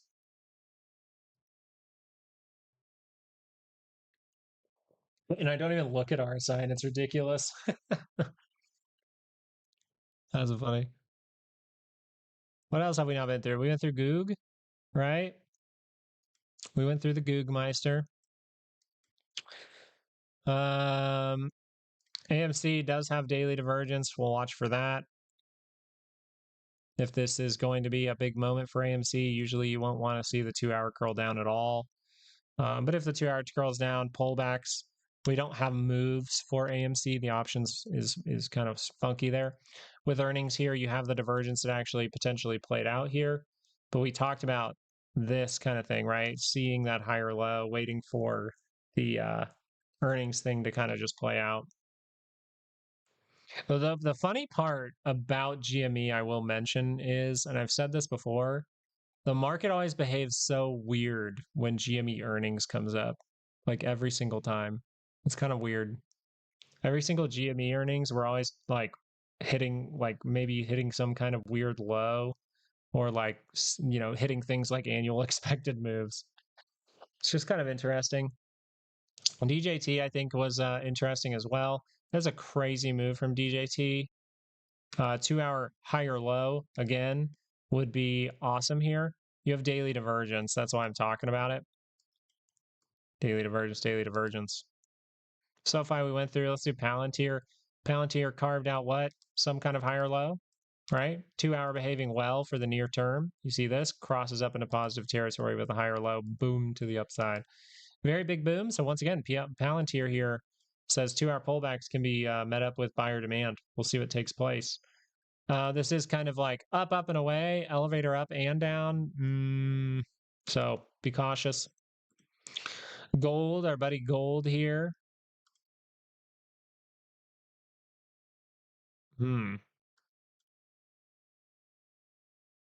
Gold, what are you doing?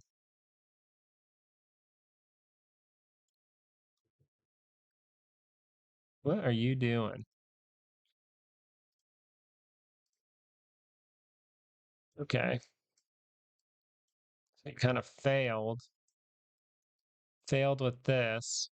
So then you're like, okay, I'm going to reach into there again, still by the center line. So I guess if 4 hour can turn around, you're going. If not, then you're just making new lows. Okay. We did JP Morgan, AVGO going nuts. Look at this. Uh-oh. I won't be analyzing this too far. I would just say that this is a very, very high point to start some kind of position, maybe even a high point to start some kind of investment. I think you could find cheaper prices eventually. We'll say it that way. I think investing wise, if you like AVGO, my opinion is that I will, in some fashion, get a cheaper price as far as investing goes. That's crazy.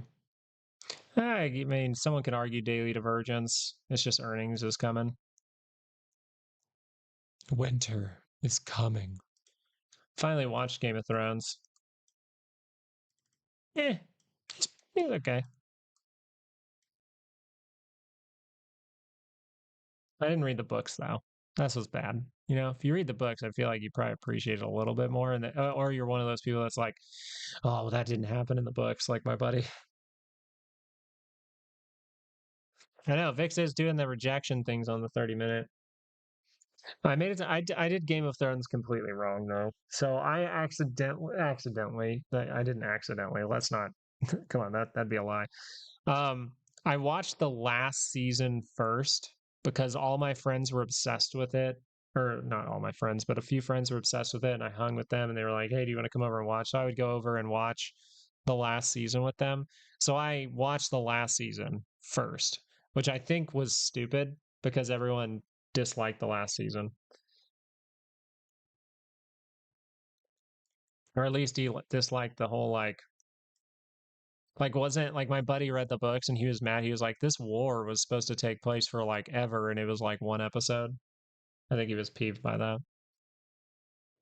Vix trying to reject, not fully rejecting yet.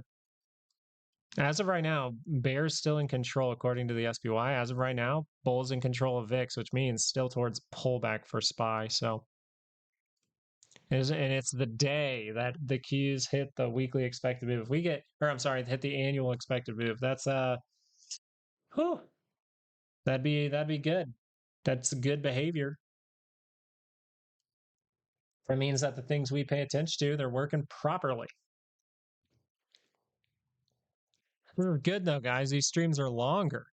I used to hop off like right at 10 every time, but I told my wife we got to go a little bit longer. We at least got to give 2 hours every Monday, Tuesday, Wednesday. And then I'm going to try when I can, when the girls get to go to abuela's and can stay there, I'll try to do it for 3, try to stay on an extra hour every time. Really? Man, the ending was that bad? See, that's the thing. I didn't even know the ending was bad because I didn't read the books and I didn't watch all the seasons. So I kind of ruined it for myself. But I do think that the show was definitely better um before that last season because like it made sense more. Amazon? Oh, Amazon's bleeding with that 2 hour lower high. It's like, damn, it just wiped. What's Amazon? What's the moves look like? Oh, it's going down a monthly for sure. I say that and then it's going to come back. Watch off the 50. Yeah, you're below a second standard deviation, man. It's not even earning nothing. I'm like, what's going on? Second standard deviation 291. Nope, that's the upside. 249.81. So you're at second standard deviation. Remember the dotted line?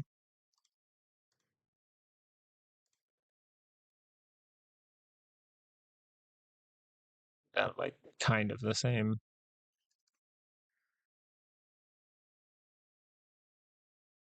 That's your 95% zone for the week. Ooh, you're starting to form those divergences on RSI. This is where like you close below this line not the yellow one. Sorry, this line right here, the dotted line. This is a weekly second standard deviation move. That means that is part of the 95% zone. So 95% of the time you'll close in this, like above that dotted line. Only 5% of the time will you see it close below there.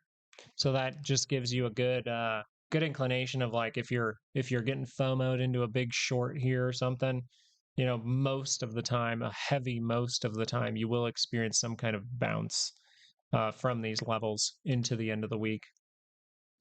Very cool.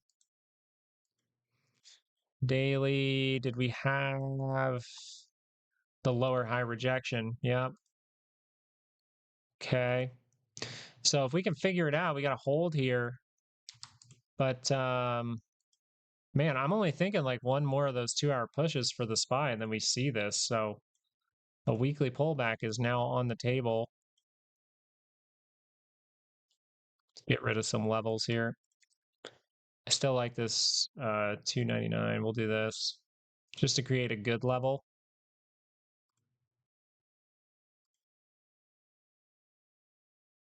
Do that. Somewhere around there. 225. I'm going to put it on 225. That's where we would like to get to for a weekly pullback. With all the information we see here, a weekly pullback has been, the door has been open to it. Obviously, things can fail. Got to monitor it, tread like water. But 225 would be a great level to get to. That being said, 225 is well outside of your monthly expected moves. If you got to 225 this month, second standard deviation for the month is 226.56. So your second standard deviation, just do it over here. Your second standard deviation is, we just marked off this line. Second standard deviation would be like here, like literally right above it.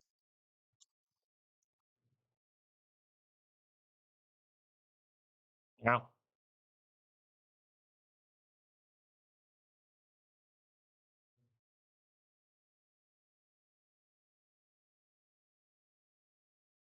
Create the moves. I mean, just options chain information. I just look at the options chain for the implied volatility of a said price and expiration. There you go. Let's see if IWM ended up rejecting with that 5-minute. Let's go really, really tight here for the last. I'm only here for 7 more minutes, guys. Stick with us. If you want to join us in the future, this is Monday, Tuesday, Wednesday. We'll be on here. I try my best to get on and at least post, if I only have a little bit of time like yesterday, post something to get you guys the daily expected moves and talk about it. That might be the case for tonight. I have to see, but I'd love for you to join. I'd love for you to be here with us. All right. Yeah, you see, that's pretty much all I'm looking at for that. I'll look at pricing of stuff as far as risk goes, but overall, to create the ranges, you're just looking at the options chain, looking at the implied volatility of a set option. Hey, have a great one, Justin. I thought I was going to miss the entire stream. Hey, blue collar, we stayed on just long enough. I only got 6 minutes left, but like I said, we're doing this Monday, Tuesday, Wednesday, so don't worry about it. And the good part is when we do switch this over to we're going to do a free one on Monday, and then we're going to close it off to members to stay focused on Tuesday, Wednesday, go a little bit deeper. We're going to utilize this a lot more, like these moves. We're going to utilize them the entire time after the summer, right? We're free all throughout the summer. We'll have live streams, Monday, Tuesday, Wednesday. But yeah, it'll be a good deal. QQQ before we go. Yeah, we can do that. Trying to reject on the 5, but we don't want to do the 5 here. We want to just watch this 30-minute. Oh, that's so nice. Yeah, but when we do that, by the way, so pretty much after my birthday, we switch things around. If we switch things around, by the way, still just gonna see how the summer goes, see if you guys enjoy these things. What we're gonna end up doing is if something crazy happens in the market, it's not Monday, Tuesday, Wednesday, right? We don't have a live session. I'm gonna, see if I'm able to just immediately hop on the live show for members. So we will have that as well. Or we could maybe watch some Jerome. Well, we can't watch Jerome Powell soon. Aw. Oh man. Okay. Cues are pretty simple though, right? We were looking for, hey, if the bulls want to be here, you got to squeeze through this. You got to squeeze through and get rid of these divergences. So we were just staring at this point. Never violated that point. Hey, thank you, Blue Collar. I appreciate that, buddy. But hey, join me for the whole summer, right? Everyone here, join me for the whole summer, man. We'll have some fun. I really want to do some giveaway. Maybe I'll have my does anyone like Pokemon? Maybe I'll have my wife draw up a binder, paint a binder, and give it to you guys if any of you guys are collectors out there. She's getting into Pokemon. My wife's getting into Pokemon. It's so funny. She's a nerd. Yeah, we'll go through IWM a little bit too. Let's go through all of the cues because it's the end of the video. I'll just get through all of the cues. We'll go through all of IWM, and then I'll probably have to hop off. Okay, guys. So let's start with the weekly scale. All right, let's really do it. So the weekly scale here is dramatically to the upside, right? It's very obvious to see. So anyone who's saying crash right now, I assume was probably going to say we were going to fail this over here. That was not being said from the beginning stages of 2026. We've always stated you are very much so more probable to end up making new all-time highs and not seeing some kind of 30, 50% crash. It was always said here, because the weekly was positive, you were always more likely to continue to the upside this entire time throughout 2026. That's why we were hesitant to really get bearish in here. You probably can go back to videos and see I was always hesitant to get bearish in here. And that's because I was always looking for those reversals. We were able to catch those reversals and be part of a squeeze. That squeeze did not set up a divergence point here and fail and cause us to believe, hey, we need to pay attention to any kind of divergence. It squeezed through. So just like we talked at the beginning of the year, why did that happen just now? Okay, just like we talked at the beginning of the year, in these stages over here, yes, we were at the annual expected move right here, just so you're aware for 2025. We were at it down here and we went all the way up to it over here, just so you remember. And we're at it right now. So what happened there was we pulled back. The MACD had no divergence. We plainly said you probably have to see a few divergences to really be convinced a big crash, like the big crash that everyone talks about, is coming. So the fact that we were able to squeeze through and not form a divergence here means we just moved up that timeline. We moved up that timeline. That means that the cues can continue in the upward direction. When we consider the SPY annual expected move being further away and the cues getting to it now, this does make sense. Because now we have bought the time, we have bought the price, we have bought the room for even a weekly pullback that would then curl up to allow the SPY to go tag its annual expected move. So the most probable thing here from the macro scale is the cues can pull back on the weekly and be perfectly fine, ready to head to the upside once again. They can go through something like this. They can go through something a little bit scarier, but it would say if you curl up over here, it's a positive thing. That means a great opportunity, especially for probably people who like to do, medium-term investments. I think the weekly scale here by the center line would be a great opportunity. The daily scale. So considering that the weekly, it was considering we got to the annual expected move and we could get a weekly pullback. Well, why would we say you can get a weekly pullback? Well, we can see plainly that we have weakness in momentum on the daily time frame. That weakness in momentum is leading us to believe that we can get a weekly pullback. But there is a key thing here about this that I wanted to share with you, which is sometimes you make like 4 divergences, violate them, and reset them before that weekly pulls back. It can take a long time. So if this fails to break through and keep curling down at any point, but instead maybe just comes down into here for the daily and curls up, aka we curl up in positive territory, I really always want to treat this market like it can continue. All right, even though we are at the annual expected move. That weekly doesn't have to stop right here. Just wanted to point that out. But you do have divergences on the MACD, on the RSI here at the same time right now. If that were to confirm, then you are at risk, and you have the argument for a weekly pullback, a weekly corrective move in some fashion. We'll see. So is the daily very likely to pull back? Well, as of right now, we would have to say no. We have seen a stretching up kind of move here where what happened? We wiped out the divergence point, which means we might need to reset, aka the market right now, the Q's very open to what?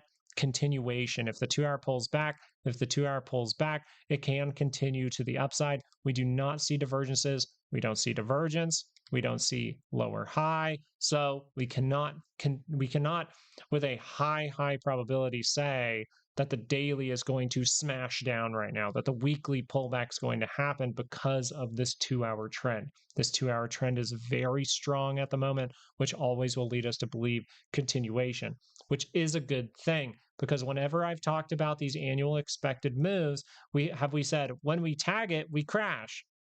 No, we do not say when we tag it, we crash. We say when we tag it, that's a form of resistance.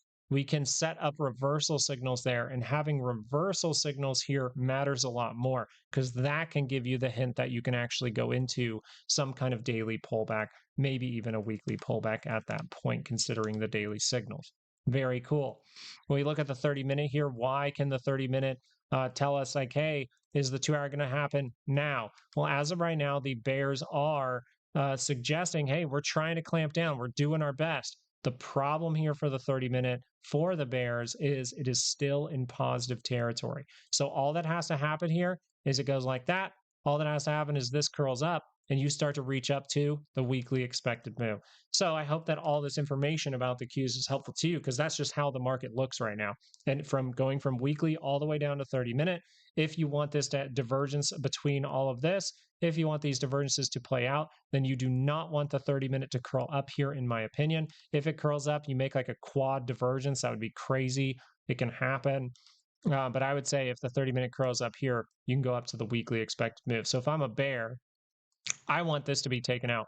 I want to end the day lower, and then I want to see us break through early on tomorrow, get some kind of bounce, show me the rejection, show me the 2-hour is definitively going to pull back if I'm, wanting a pullback. I won't say bear. You're in an extreme bullish market right now. I just talked about bullishness pretty much. Yes, I'm talking about pullbacks a lot here, but I am talking about pullbacks that lead to buyer demand, bullishness, right?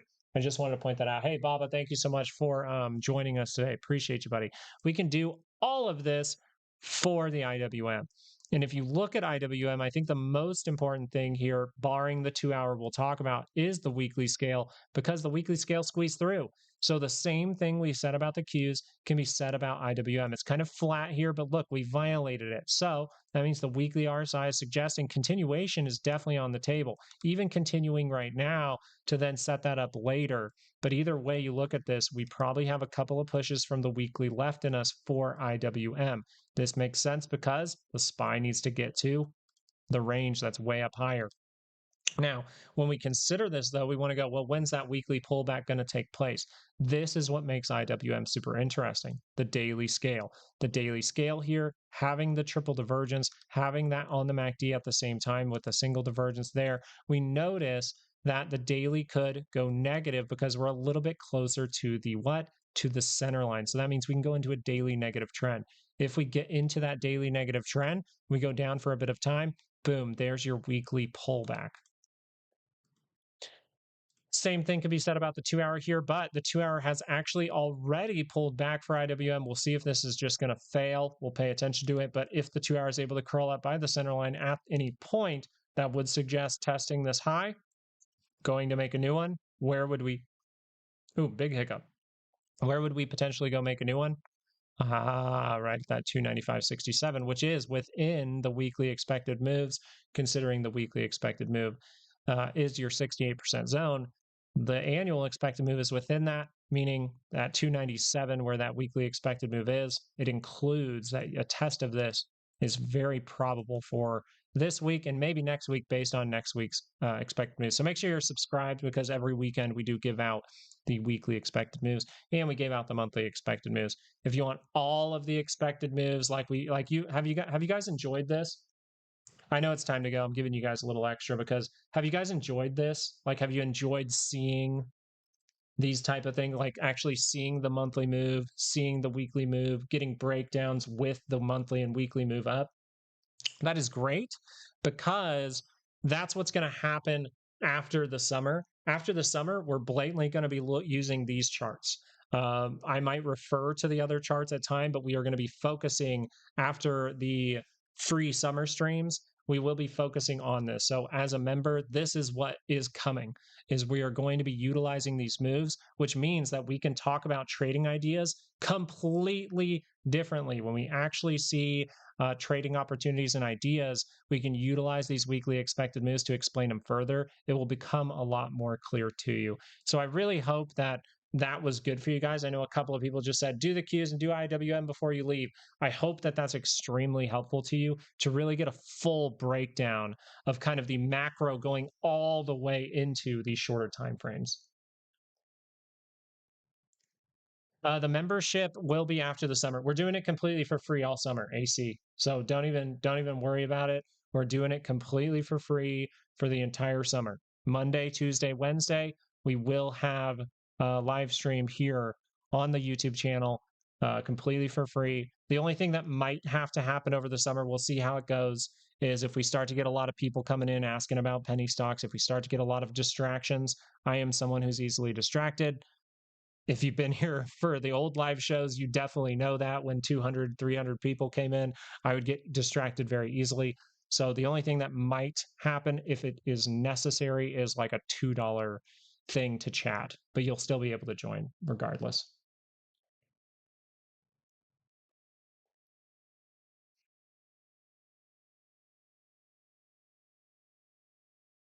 Yeah, exactly, Blue Cloud. That's how I see it. I've changed a lot over the last couple of years, and obviously having kids does that to you.